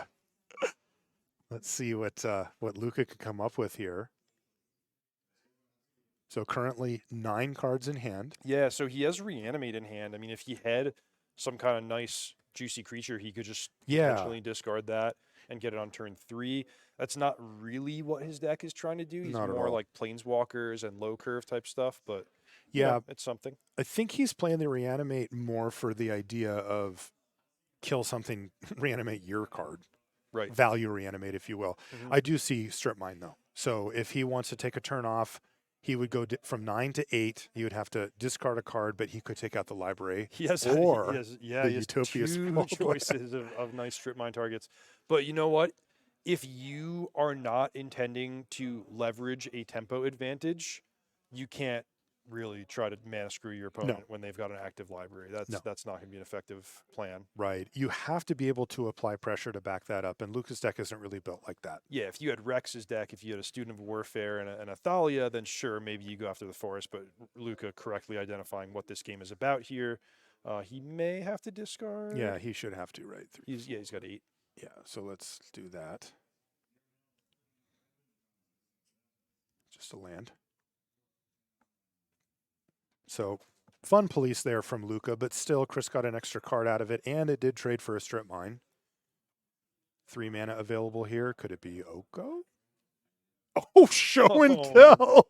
Let's go. Well, if Luca didn't have anything to discard to Totally. reanimate, then he's not going to have something on par with whatever Chris is up to.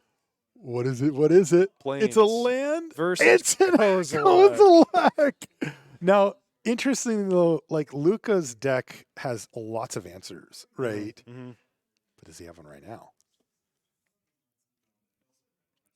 If he has Swords to Plowshares, believe it or not, he he does. actually gets out ahead on this exchange because he gets to kill two cards And he has get a it. land out. He has it everything. He has the All Strip right. Mine for the library. He has the Swords of Plowshares for the turn 3. Kozilek. The game continues, folks.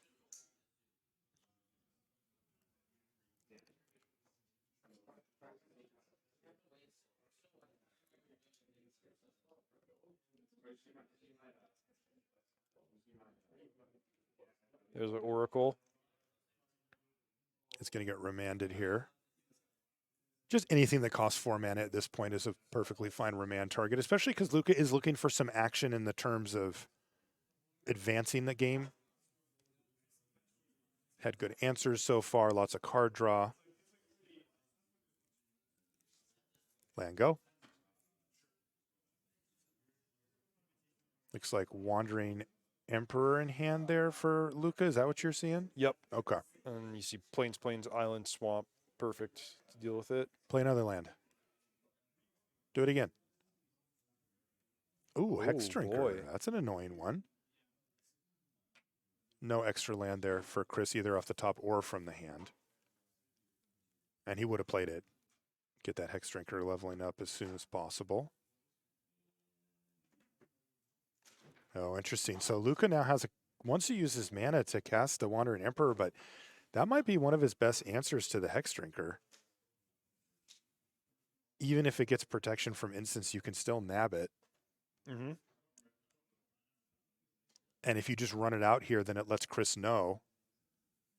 It is, yeah, there's definitely some conflicting priorities here. And as you mentioned, Marshall, the surprise element is one of them. But also just the mana efficiency. Like, So it's tough in Cube when your opponent's got a board like Chris does to just not spend your mana and let that go to waste. What did Wandering Emperor do? It plussed. Okay. Yeah. Chris is like, no, you don't get to have both the loyalty and the samurai. So it's just a loyalty play. Yes. Okay. And now we see why. Yeah.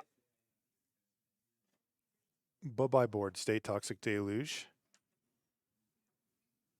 And unfortunately for Chris, he will be drawing a Birds of Paradise this turn. So we don't know what he's got. He might have a 5-drop that he can play or something, but...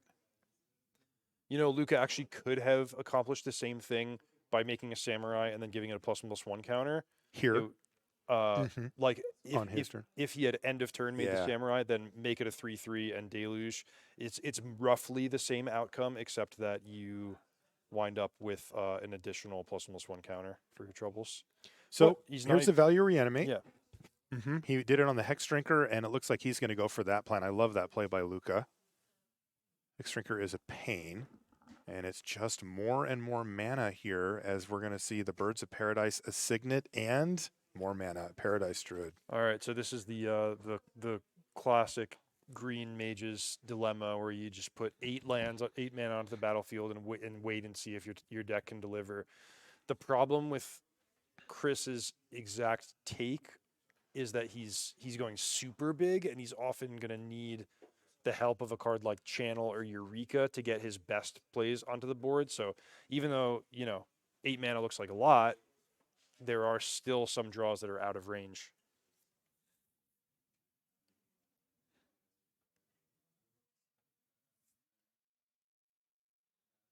Curious to see how quickly Luca goes all in on the Hex Drinker plan. Can do whatever he wants right now. So it's a cool game. I mean, Chris took his shot with the Kozilek. He had things going with the library and then later the Oracle of Moldiah. But Luca has had the answers, systematically dismantled everything, and now Chris is playing off the top. Yeah, so this one looks like it's fallen apart here for Chris. Now, there are ways to come back for 9 mana. He has Phyrexian Portal, I believe. Okay, great. That one is already getting outclassed, though, by the Wandering Emperor. And the Scarab God. I mean, Luca's 4 creatures, if you sacked everything besides the Scarab God and then just targeted whatever Chris went after each upkeep. He needs to take all of it, too, just to have a chance for the portal. Is that a forest? Yeah, it sure is. That's my forest. Yep. Not serving him well now. No, sorry, Chris. At least I gave you a pretty picture to look at while you flooded out. Well, what is it, the Oracle that he's getting? Sure. This one is over. We're going to see blue-white versus black-red. Perfect. Those are 2 of the better decks. Those are 4 of the colors in Magic.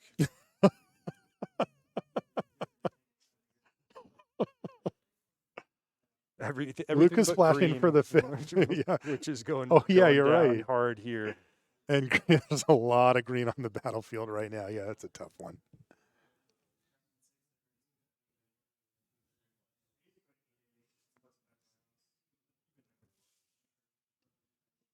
I really appreciate this style of deck that Luca has constructed, because some of the unfair stuff that people are really excited to put in their deck, you can deal with it. It's like, hey, I got a Swords of Plowshares and a Remand. Work through these, and there's not honestly that much that can.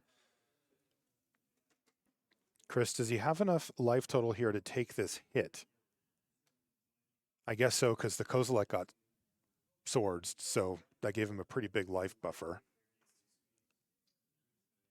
Chris is trying to keep his mana intact so that he has some type of top deck available. I guess he can go down 1 mana here.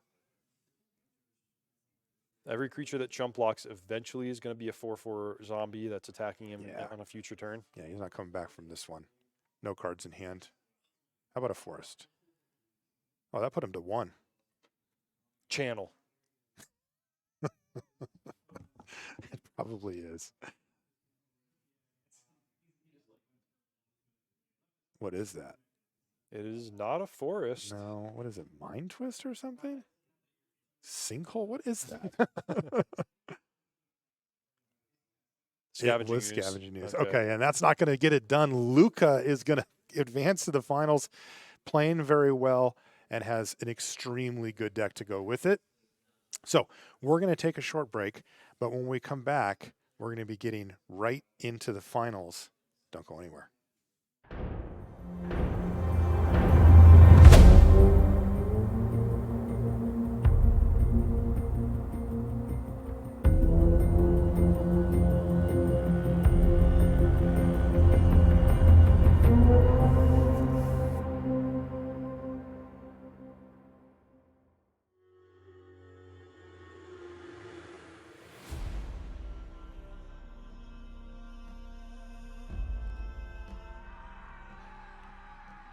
Hooves dig into fields of black, chase valiantly towards the dread.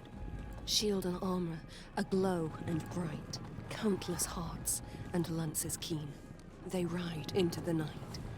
The beasts above, they shriek and soar, spew flames of ghostlight from their jaws that eat the skies and burn the flesh, and albeit crowned with firelight, they ride on into the night. The new 2024 exclusive line, crowned with the first printed boulder and zip folio ever. An astonishing artwork made by one of Magic the Gathering's most beloved artists, Dominic May.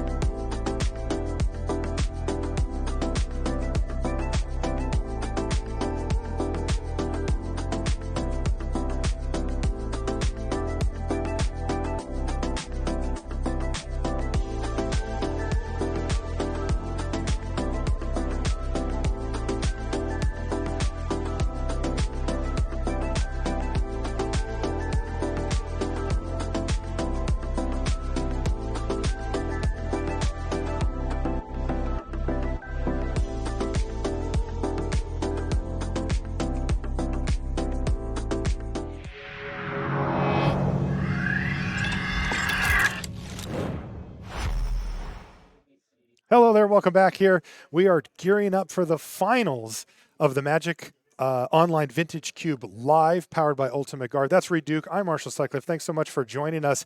We just watched our last semifinal match, and that means that we're heading into the finals. Now, just to recap, up for grabs is the trophy.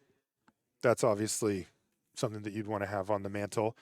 And first pick out of these, the second place finisher here will get second pick out of these, and they're going to pick 8 cards down the line for one for each of the 8 players.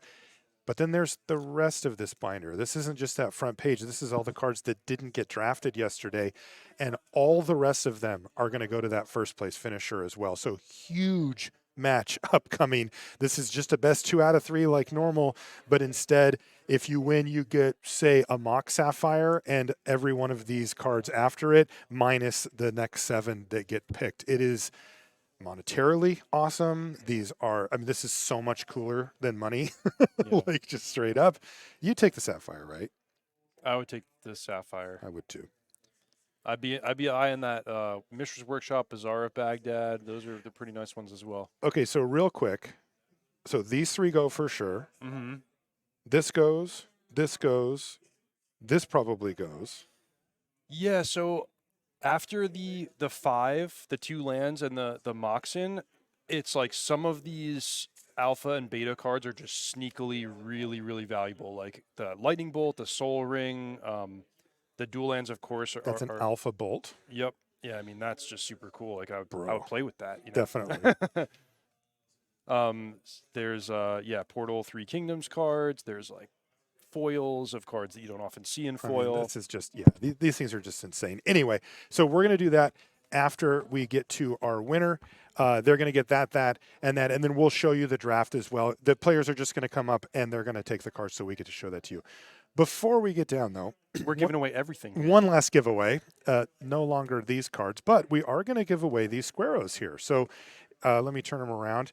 If you haven't seen these before, these are really cool. As you can see, different brands. We've got Flash here. There's Ninja Turtles, South Park on the end here. We're going to give away all 3 of these. The only thing that you need to do is type VCL into the chat, but you do have to be a follower of the channel. We hope you'll follow the channel here for Ultimate Guard. Great stuff. Lots of people streaming on this channel.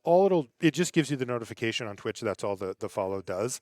And you can find Team CFB here. You can find Team Handshake, from the professional level players. As far as streamers go, Luis Scott Vargas, this guy right here, Reed Duke, MTG Nerd Girl, CGB, MTG Goldfish as well, all stream on here. So a great variety of really entertaining streamers and teams that you can follow along with. A lot of cool, exciting stuff to come. I mean, remember, this event just didn't exist until Ultimate Guard was like, hey, Magic Online, we should do this. And, for Reed and I we both had quite a lot. I was on coverage for the World Championship. He was playing in the World Championship. But when they asked, we were both like, of course we're going to do this. It's once in a lifetime. Like, how can you miss it? You don't get another shot at this. Totally, right? And this is because Ultimate Guard put this together. And who knows, they probably got a whole bunch of cool stuff cooking, and you're going to want to keep up on it. Again, VCL in the chat, and that will put you entered for these Squaros here that we've got. And Martin will get a hold of you if you're the winner of that. So put that in there, and we'll have the winner up there in a minute. For now, though, we got to set up for our finals, and it's going to be Luca versus Fernando. Let's take a look at the deck list for these players and see what ended up rising to the top. There's Luca's list there. This was what we both thought was the most powerful deck out of anybody in there. There's some obvious hit you over the head cards like Ancestral Recall, Time Walk, and there's also a Mox Jet in here too. Yeah, this deck is just really, really awesome in terms of leveraging those power cards. It's got the value.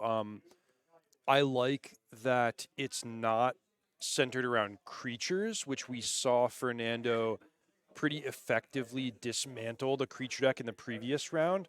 But how is Fernando going to deal with Planeswalkers? How is he going to deal with a sticky threat like the Scarab God?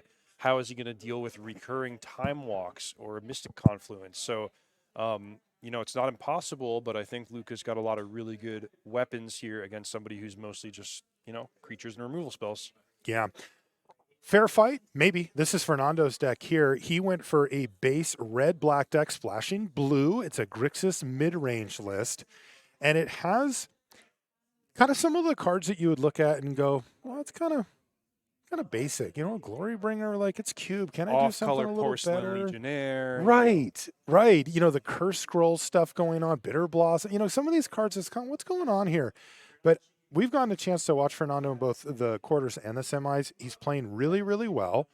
And this deck definitely has the tools to win. Sometimes it just takes, there's the Hellkite. You were Confirmed right. triple dragon. The triple dragon deck is all it needs. And then, you know, sometimes there's some cool stuff going with like Mayhem Devil and Tower and, you know, Bitter Blossom, Meat Hook Massacre, like things kind of coming together in these little sub packages that Fernando's put together. All right, let's head down and we can get into the finals. Prediction? What do you think? You think the big power deck is going to take it down? I do. I'm not going to bet against the Ancestral Recall here. It's just too much of an advantage to start with that many extra cards. Fernando, I mean, we've seen him fight through overwhelming odds, and in those games where Ancestral doesn't show up early or Luca has to mulligan for it, you know, don't count him out. But I'm not gonna wager against the triple power deck. I agree. I mean, it feels like to me that these decks are roughly on par power level. It's just one of them gets the addition of 3 pieces of power, like actual power 9, and that's enough to break most games wide open. Fernando does have an off-color Mox, so not for nothing. Mm-hmm. He's got a green Mox that he's playing. Just you know. But I will point out that the 3 decks that had power in them got first, second, and third in in the event. I hadn't put that together yet. Interestingly, again, there is actually a ton on the line here. So most likely the second place player here will walk away with a Mox Ruby.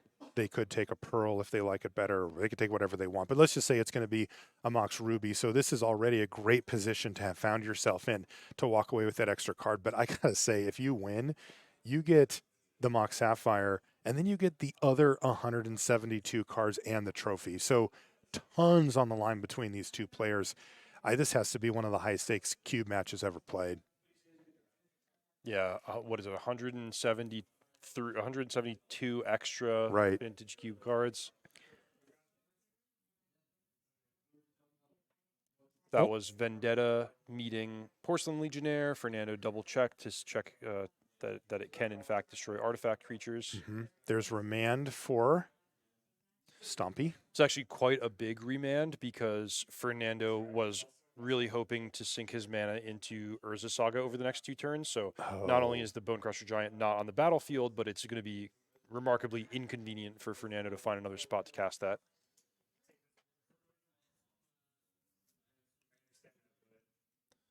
Luca endeavoring to avenge the player who beat his dad in the last round. With only 1 piece of power? So far, maybe he's saving the time walk for a big turn. Would be a pretty reasonable thing to do from this position.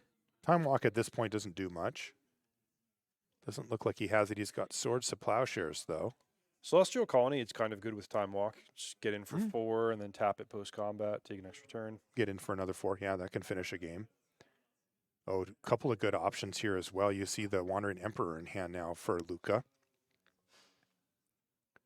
What did Fernando do? He just passed? Yeah, he's intending to make a construct, looking to get full value out of the saga.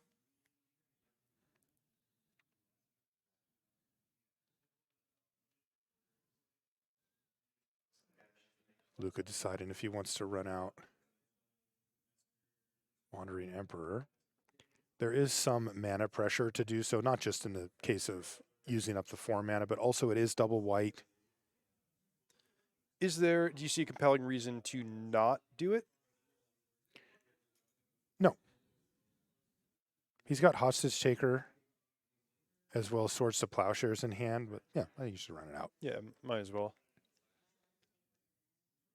I mean, leaving 4 mana unspent is a disaster in unless most you games. think there's like a specific Oh, he didn't do it. thing that Fernando is going to respond with. Like if Fernando had a mana leak in his deck and you're worried about that, you're trying to pick a Sure. spot where it's less vulnerable. But, it's pretty clear that Fernando had a plan for the way he was going to spend his mana. No real reason to believe he has anything in particular. So my approach would kind of just be like, let me start by playing my cards in the obvious way until further notice.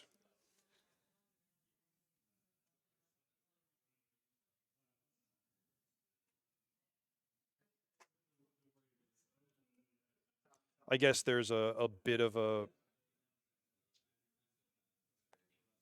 concern of protecting the Emperor against these constructs, but I don't think you're going to have much problem with that, especially with Luca's deck featuring Swords to Plowshares and the like.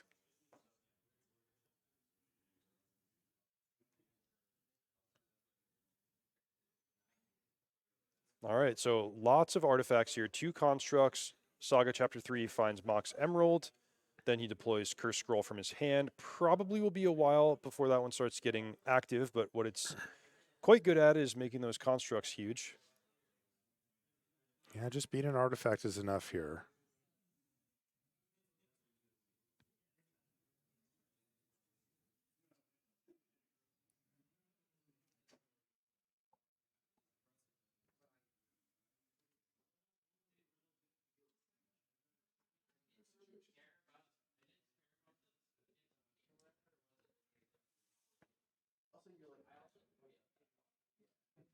So yeah, I really would love to get in the head of Luca and find out like what is his goal? What is he trying to achieve with this Wandering Emperor? Is it that he's trying to get it out in a world where he can protect it? Is it that he's trying to ambush a certain creature? Like here, it feels like he's playing it just a little behind schedule. But I'll tell you what he does have is the Toxic Deluge. So setting up the same move that he used in the previous round against Chris. Okay. And he may have felt that the constructs would be pressuring the Wandering Emperor. He Yep. wouldn't want to use it to kill a construct when he was just going to do this anyway. Mm-hmm. So he delayed by a turn. Makes sense. Deluge is pretty nice here. They're 4/4s. Yep. So it does cost a fair amount of life. Yeah, maybe the Curse Scroll becomes a thing at some point. Urza Saga is a crazy card because like you look at that exchange and you're like, wow, Luca killed 2 creatures. He's doing great. Yeah, blowout. But then you backtrack and you're like, well, that was just the Urza Saga.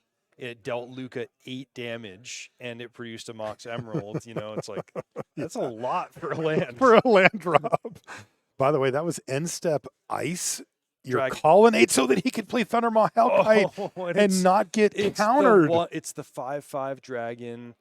And he left him with no Swords to Plowshares, no ability to cast 2-mana counterspell. So that is a crazy turn of events because Luca actually does have Swords to Plowshares. Totally. He could, if he had foreseen that, he could have left 2 white sources, but Fernando just, he got him. He was opportunistic there, and he saw exactly what he needed to do.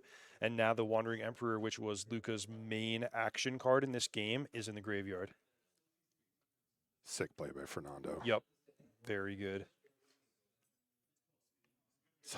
What is Hostage Taker going to do here? Well, that all depends if it can survive. Okay. If he can take away the dragon and then have the Hostage Taker survive till the next turn, that's great. But I would not count on that against Fernando's Grixis deck with tons of removal spells.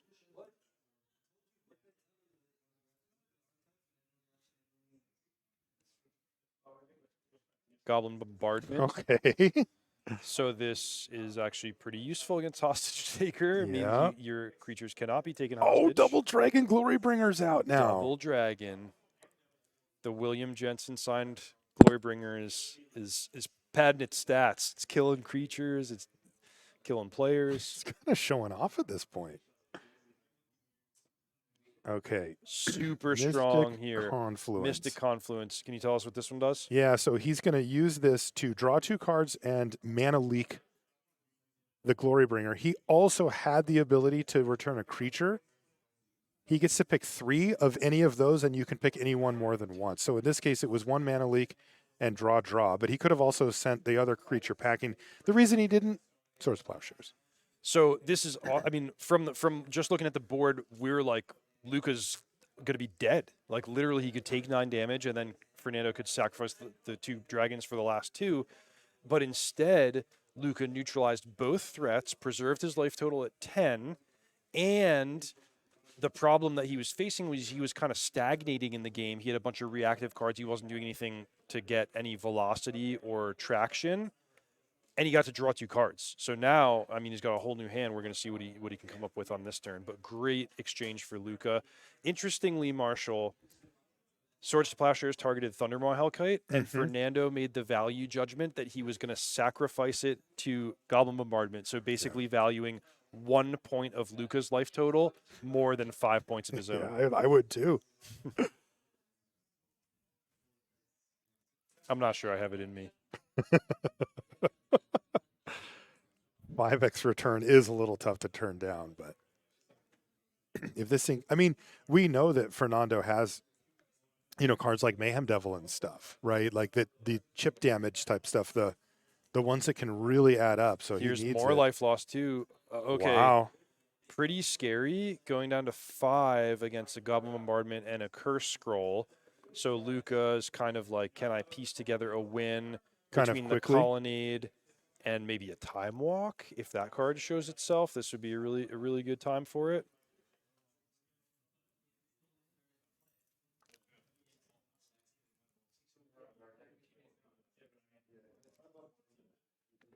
But Luca could be dead in 2 turns. If Fernando gets 2 more turns in this game, things get really scary. He has 3 cards in hand right now. Fernando? Couldn't tell you for certain. Yeah, it's more than 1. Also, Probably 3. What do you think it was obvious that Luca should get the Glorybringer versus the Thundermaw Hellkite? Not obvious. Does it change the clock by a full turn? Doesn't look like it. Oh, maybe. Colonnade plus Dragon. He was at 18. That's 9/9. Yeah, so what it would mean, I think, is you can kill over the same number of turns, but with 1 less Colonnade activation. But he could have activated it this turn, right? He could have. And attacked for 9. He was at 18. Okay. So I think it's a full turn. I mean, it would be a very all-in play. He would have to tap out. If he loses the dragon, then the whole clock goes away. Okay, what is Fernando coming up with here? He does have 3 cards. Ophiomancer, very powerful with Goblin Bombardment. Right, every turn. That may even earn an exert at some point here. Luca's thinking, though, he has something to react with.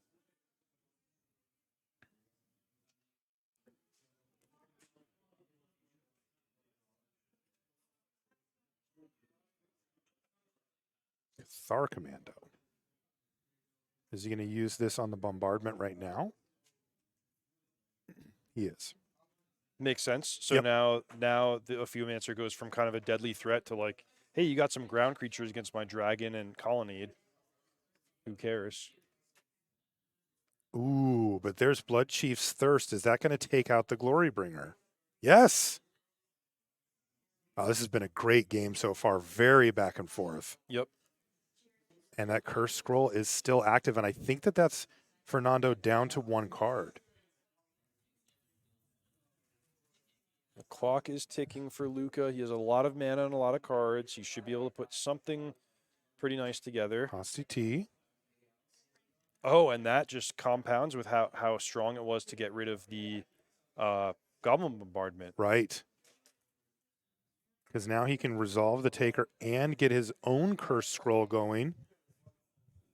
He's going to play out the Mana Mana Vault. Vault, which allows him to activate the scroll, but that's But another at thing what that can cost? drain away his life total. Yeah, that's a tough one. Okay, back in Fernando's court. Oh, He draws a mountain. What was his other card? His other card is a Bone Crusher Giant, so things are Ah. even closer than Luca knows. Is that the Bone Crusher Giant from like turn 3 or whatever that got remanded? It is. Okay, Mm-hmm, so Luca does know.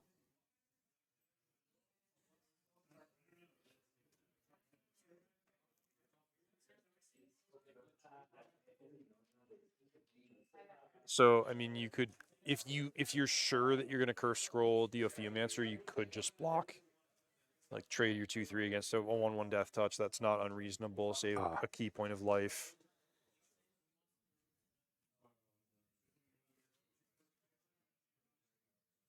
Yep.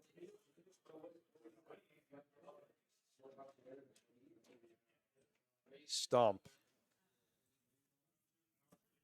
Down to 3. Theoretically lethal threat.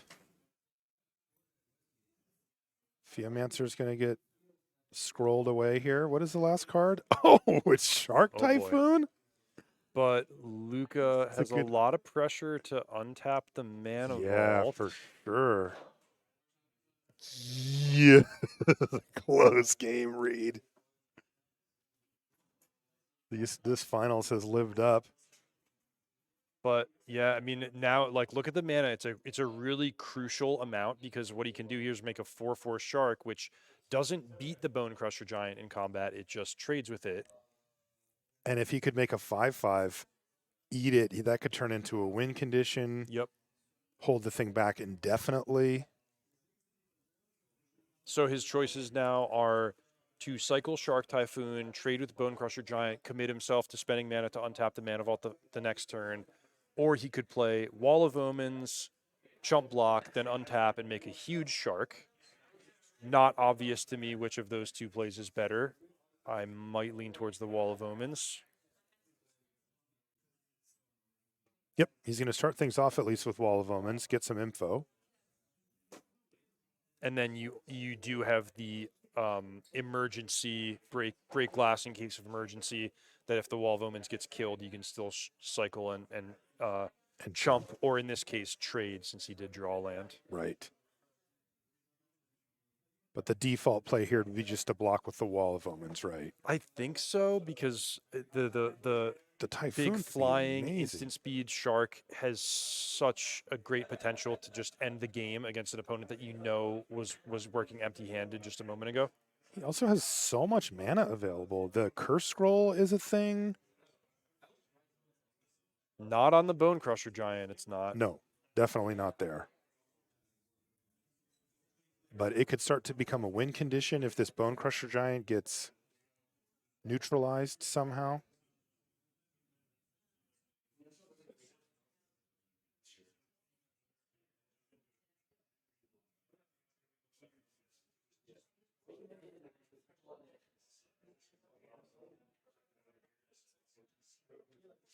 Oh boy. That's another one that can end the game pretty quickly. And it's the right size to 5/5 against the Giant. Be careful with that Mana Vault. Having watched these games, I'm pretty sure I would just play like an island over that Mana Vault. Agreed. There's so much less headache. Glory Bringer. But that... Ooh. Spell, right? Yeah, only triggers on spells. So my mistake about the Curse Scroll. Oh, right. I didn't catch that either. Okay, and 4 lands in hand there for Fernando. So that is game number 1 going to Luca. That was a sweet game. And no Ancestral, no Time Walk made an appearance there. We saw also... Only a Mox. I don't know what happened in all of Luca's games, but we've seen him win several games with no power cards. Yes. So, don't write him off. We got to give credit where credit's due. Like, he did put together Definitely. a functional deck, and that functional deck happens to be really effective at leveraging the best cards in the game of Magic. Yeah, so really great stuff there. Yeah, we can head down to the next game. It could be the decider to see who it is that's going to actually take this thing down. Yeah, I like Luca's chances. I mean, especially when you factor in maybe you just draw the power, right? Maybe you just get to the next thing, etc. Yep. Players are sideboarding right now, by the way. Yeah. So, you think there's any major surgery to be done? The thing that occurs to me is that both decks are really effective at killing creatures. Mm-hmm. So I'd be looking for both players have planeswalkers. Those are kind of going to be the key things. Wandering Emperor, Dak Faden, Duretti. Those are cards I'll be keeping an eye on. Oh, you can see they're just getting ready here, and we'll be right back in full screen mode once they're done resolving mulligans. Yeah, I felt like both players did relevant things that mattered. There was nothing that stood out as like, "Ooh, you don't want that here."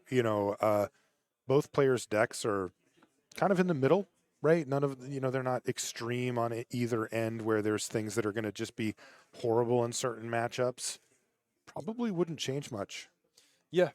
I like the sticky threats like Bitter Blossom could be a big one. Fernando even has the ability to play that on turn 1 off of his Mox Emerald.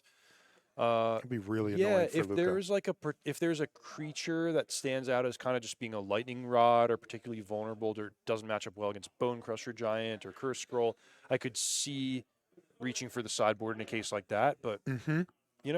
it's a mid-range mirror. There's nothing that's obviously good or obviously bad. Yeah. Wow.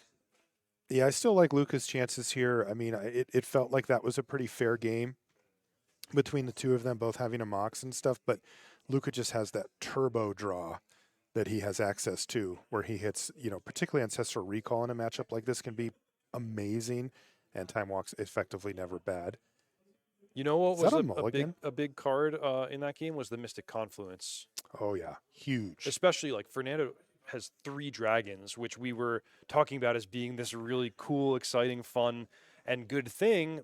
But like Remand, Mystic Confluence, those are really punishing for a player that you can often count on to be tapping 5 mana at sorcery speed.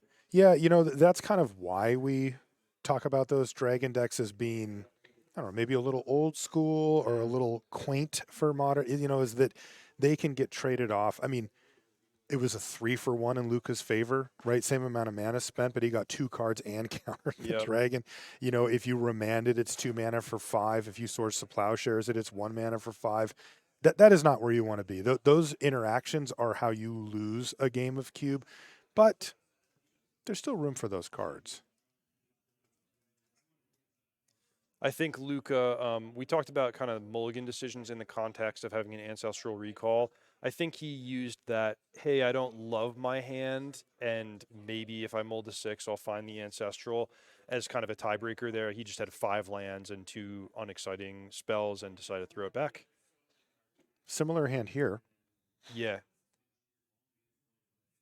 So the logic still applies. Which if you don't like your hand, you could throw back, try to get a 5 with Ancestral, but we also talked about how those mulligans compound, and 5 feels really a lot worse than 6.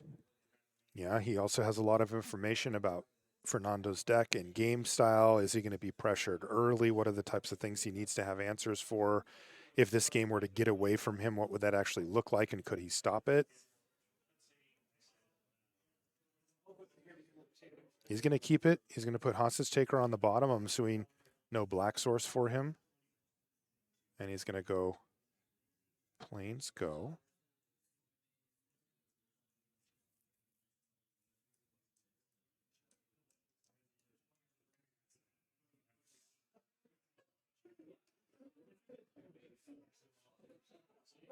He drew the Source of Plowshares for his turn. That helps a lot.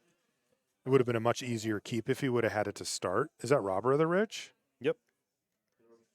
Is that +2 life for Fernando? I think so. You're gonna have to deal with that one way or another, and I would rather swords it than Winds of Abandon it. It is interesting though, because Source of Plowshares, the real sick advantage you get is it hits one of the dragons or whatever, and that isn't the case here. That was one of Fernando's kind of medium strength cards, and it only costs 2 mana. Good point. Uh-oh. Is that Dark Ritual? Could we see something? There's no blue mana, by the way. Actually, Luca. Dark Ritual is a card I could see sideboarding out in a matchup like this Oh. for similar, same reason as the Mana Vault, where it's like, hey, if you want the burst of mana, awesome. But if the game's going 12 turns, you just want something, a land can produce 12 mana over the course of 12 turns, whereas Dark Ritual is only 3.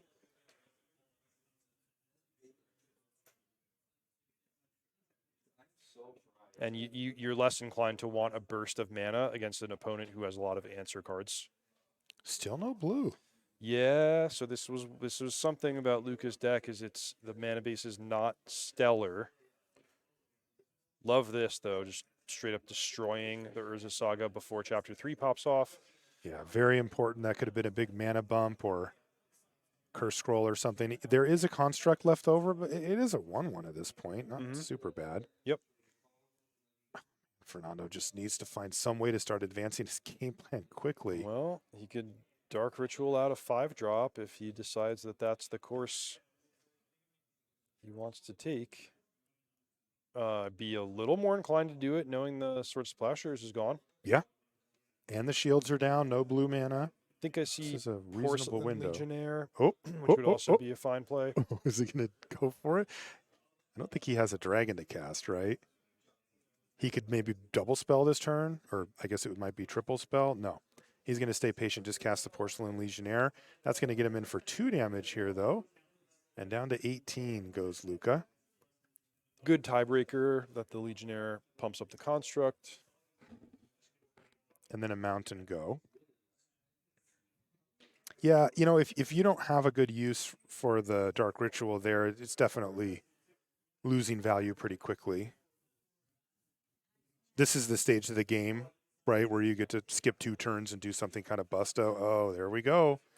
An island and Skyclave Apparition to take out the Porcelain Legionnaire.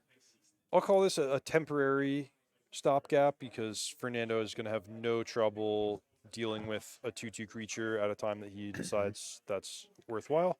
It's a nice downgrade, though, either way, right? True. The Legionnaire is just going to come back Well, actually, as a 3/3. it's not that much of a downgrade. Well, I guess the first strike. No, you're right. It, You're it right. will no longer pump the construct, which could be relevant. True. So a minor downgrade, we'll say. Goblin Bombardment? Sure.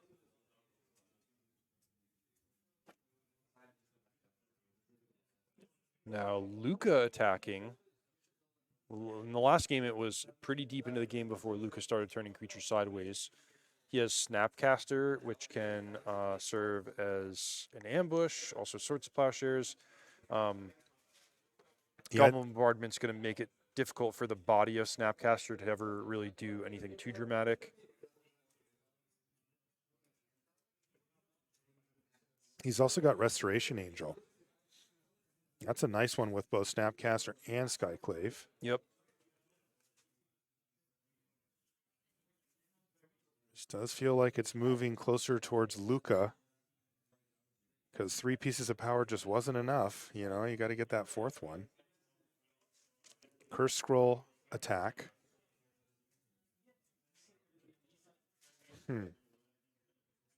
It's kind of an interesting position because this would be a tempting place to use the Snapcaster Mage to trade for the construct and then kill something else, but there's no other targets for the Swords to Plowshares.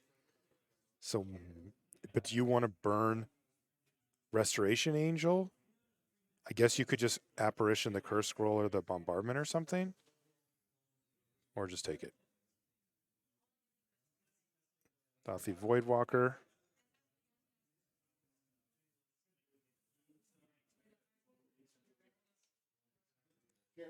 So starting to get a sense of urgency.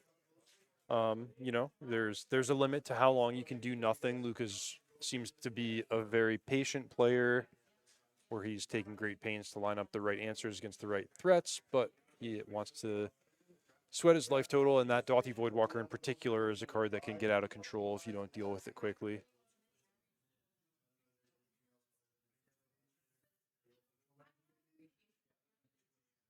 So you get a 3/3. And then are we going to assume the Voidwalker's the I guess it doesn't really matter. They're just going to get sacrificed, right? If it was a Voidwalker. Yes. So you could go for Curse Scroll or Bombardment, is that right? Well, your objective is to get the Voidwalker off the battlefield, right? So you want that would to still do that. force it to be sacrificed. But you have Snapcaster Swords, so maybe you just feel like you've got that covered. True. Snapcaster is a high potential card in this deck. Right, it could do a lot better even than Swords to Plowshares. And yeah, the Dathi Voidwalkers. Oh, that's Winds of Abandon. Right? Yeah, so is that what he's trying to set up? Get a 6th land and kick the winds? Yeah. He's got the 2 white sources. He also has Reanimate, Marshall, so it could be that he specifically is trying to get creatures into the graveyard rather than in exile. You got to figure that would have done that, though, right? Good point. Maybe. Maybe not. I don't know. This is an interesting spot because Fernando does have a lot of ways to kill a Skyclave Apparition, and maybe it would just be like, sure, we'll store the Dathi Voidwalker under there until I kill it, and then I'll just get a 2/2 back rather than have a 1 point of damage in the thing in the yard.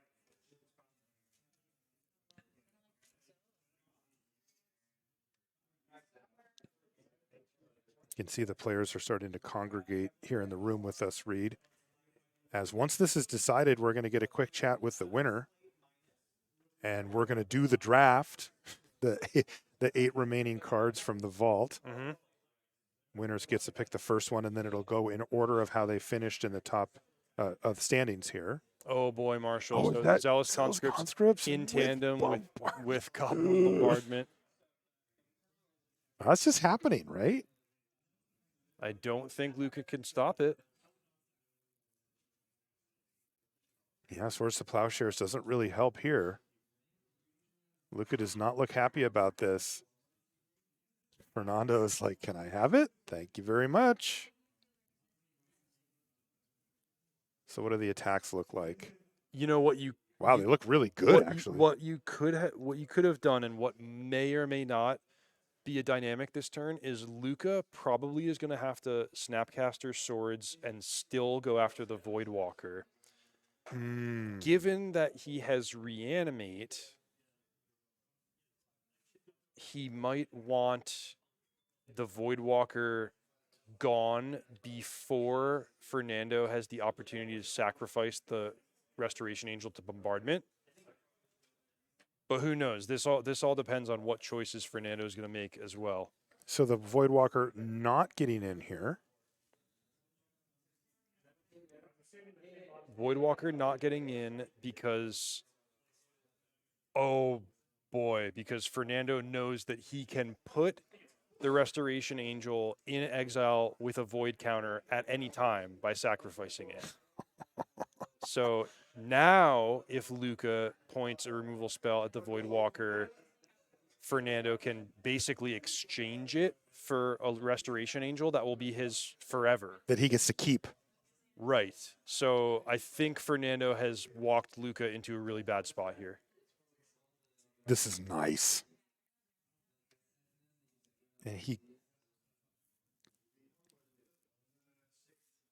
then he could blink the conscripts? Yeah. Doesn't do that much here, though, right? No, but I mean, the main point is just getting the 3/4 flying in a close game. Totally. This line was awesome from Fernando, and I think Luca's like, oh, this isn't great for me. Is that feeling when you start to see the bad thing that's about to happen to you? Right. So he sacrifices the angel to kill the Snapcaster Mage. That also puts the Snapcaster Mage away. But now the Dathi Voidwalker gets to get the angel back.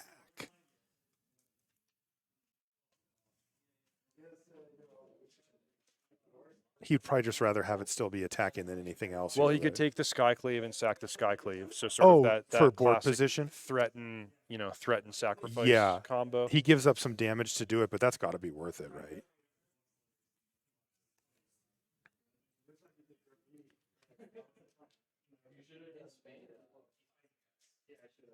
So he says, you flash that back with Snapcaster Mage, so that's exiled. Snapcaster Mage is exiled because of the Voidwalker. Correct. Now you're going to take an additional 1. Yeah, this was definitely worth it. So Luca's kind of on board sweeper or bust, and Which he has. Which one is it? The Toxic Deluge? He has the Winds of Abandon, I think. Right. Needs a 6th land for that. Yep, real bad. Real bad. Lando? Non-colonnade? There is a land.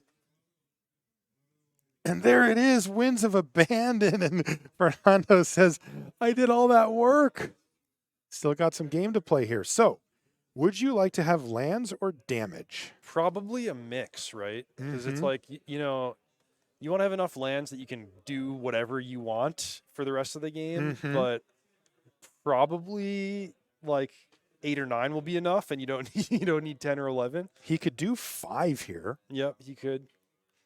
and he has enough to cast a dragon. Yeah. Pick your dragon. Does he need more than that? There's also, of course, the component of improving his draw step. He did all 5. He did 5 damage. Yeah, he's got him down to 7. He drew Mox for the turn. Go.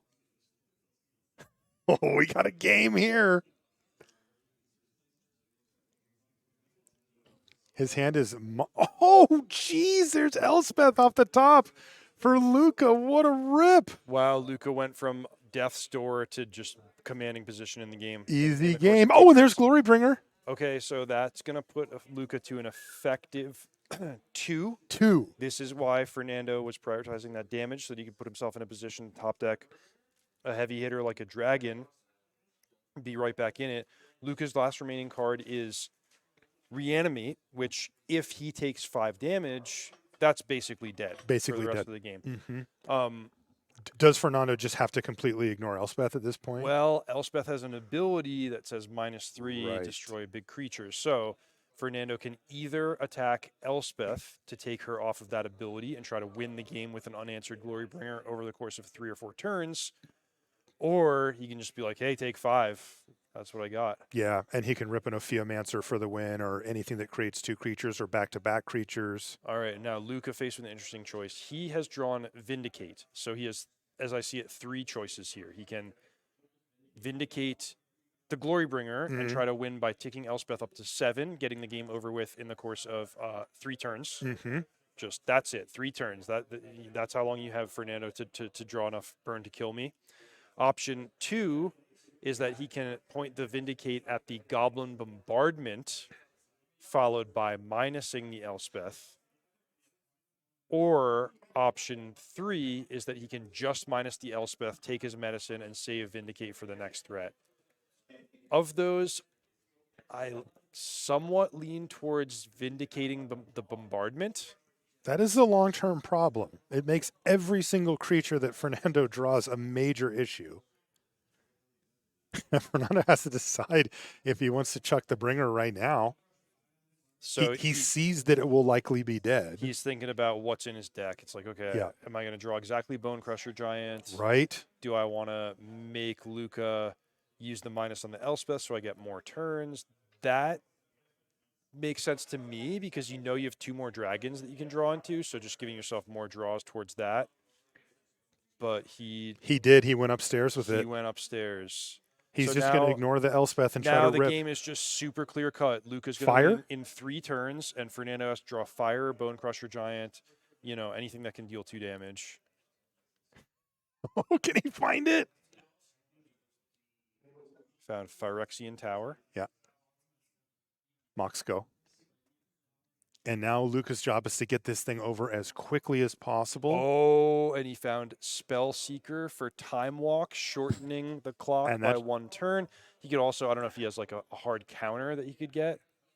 Dude, these rips by Luca have been insane. He That's found it. Vindicate, and that is going to It's do over, it. Marshall. We have Luca a winner. takes it down.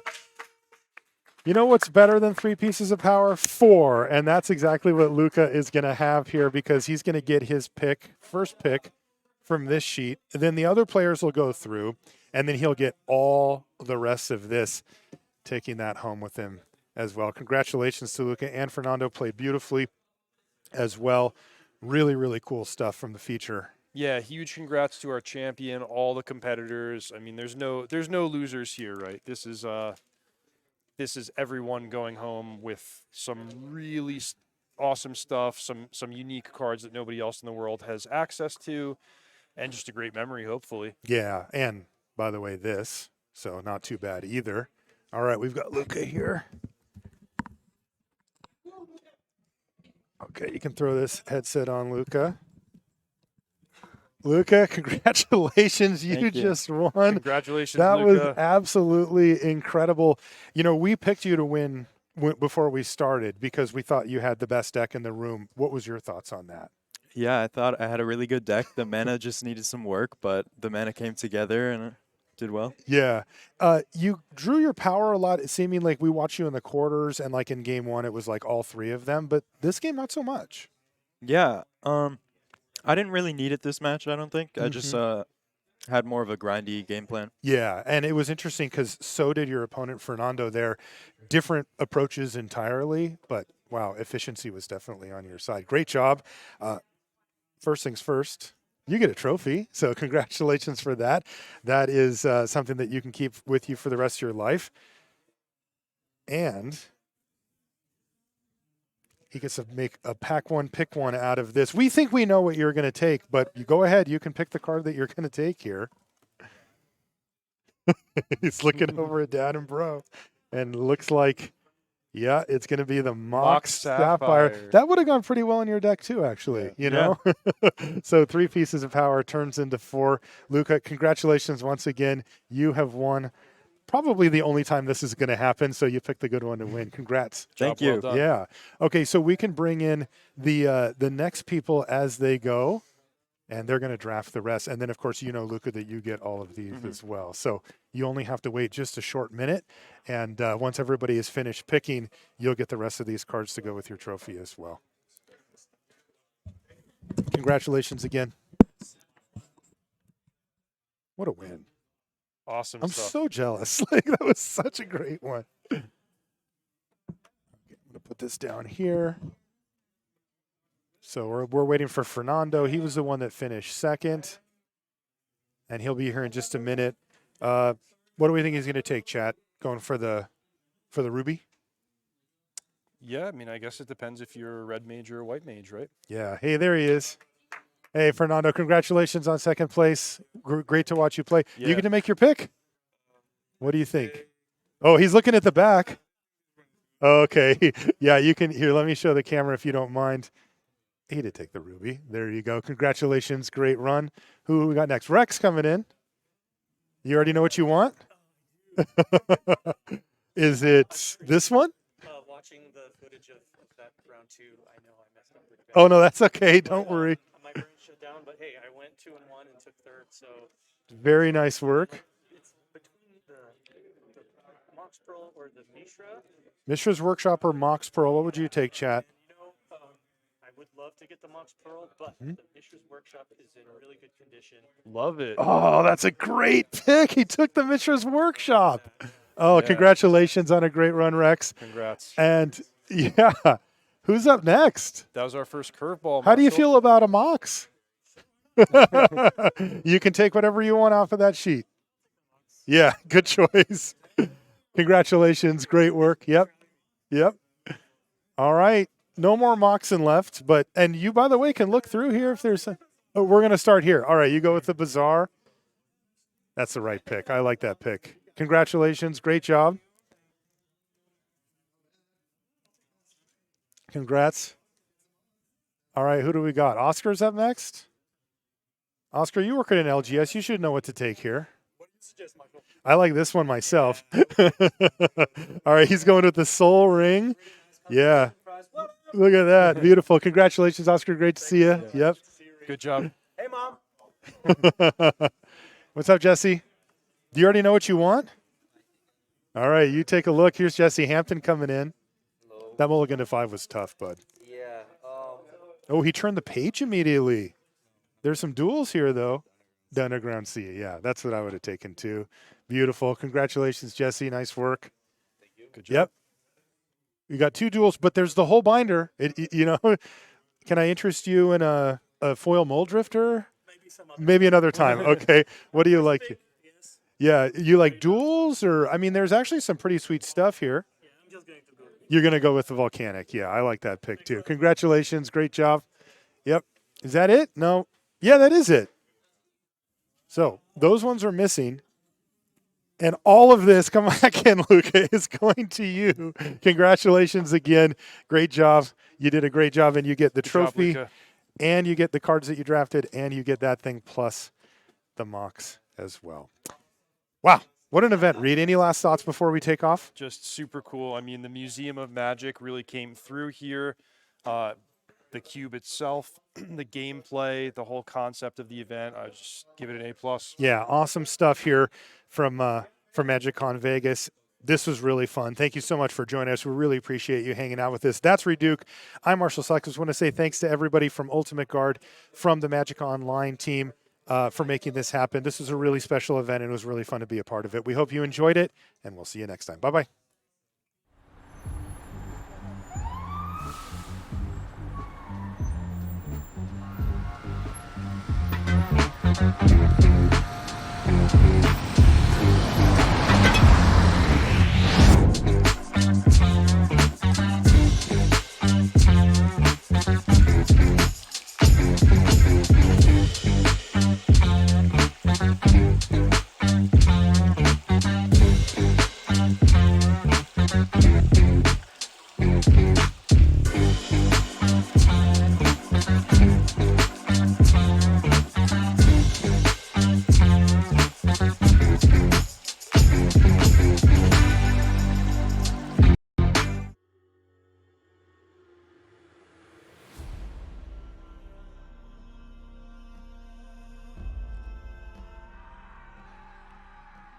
Hooves dig into fields of black, chase valiantly towards the dread.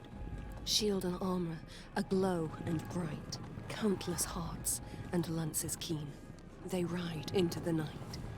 The beasts above, they shriek and soar, spew flames of ghostlight from their jaws that eat the skies and burn the flesh, and albeit crowned with firelight, they ride on into the night.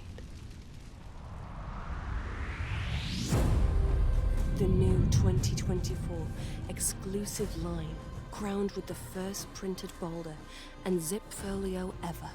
An astonishing artwork made by one of Magic the Gathering's most beloved artists, Dominic Mayer.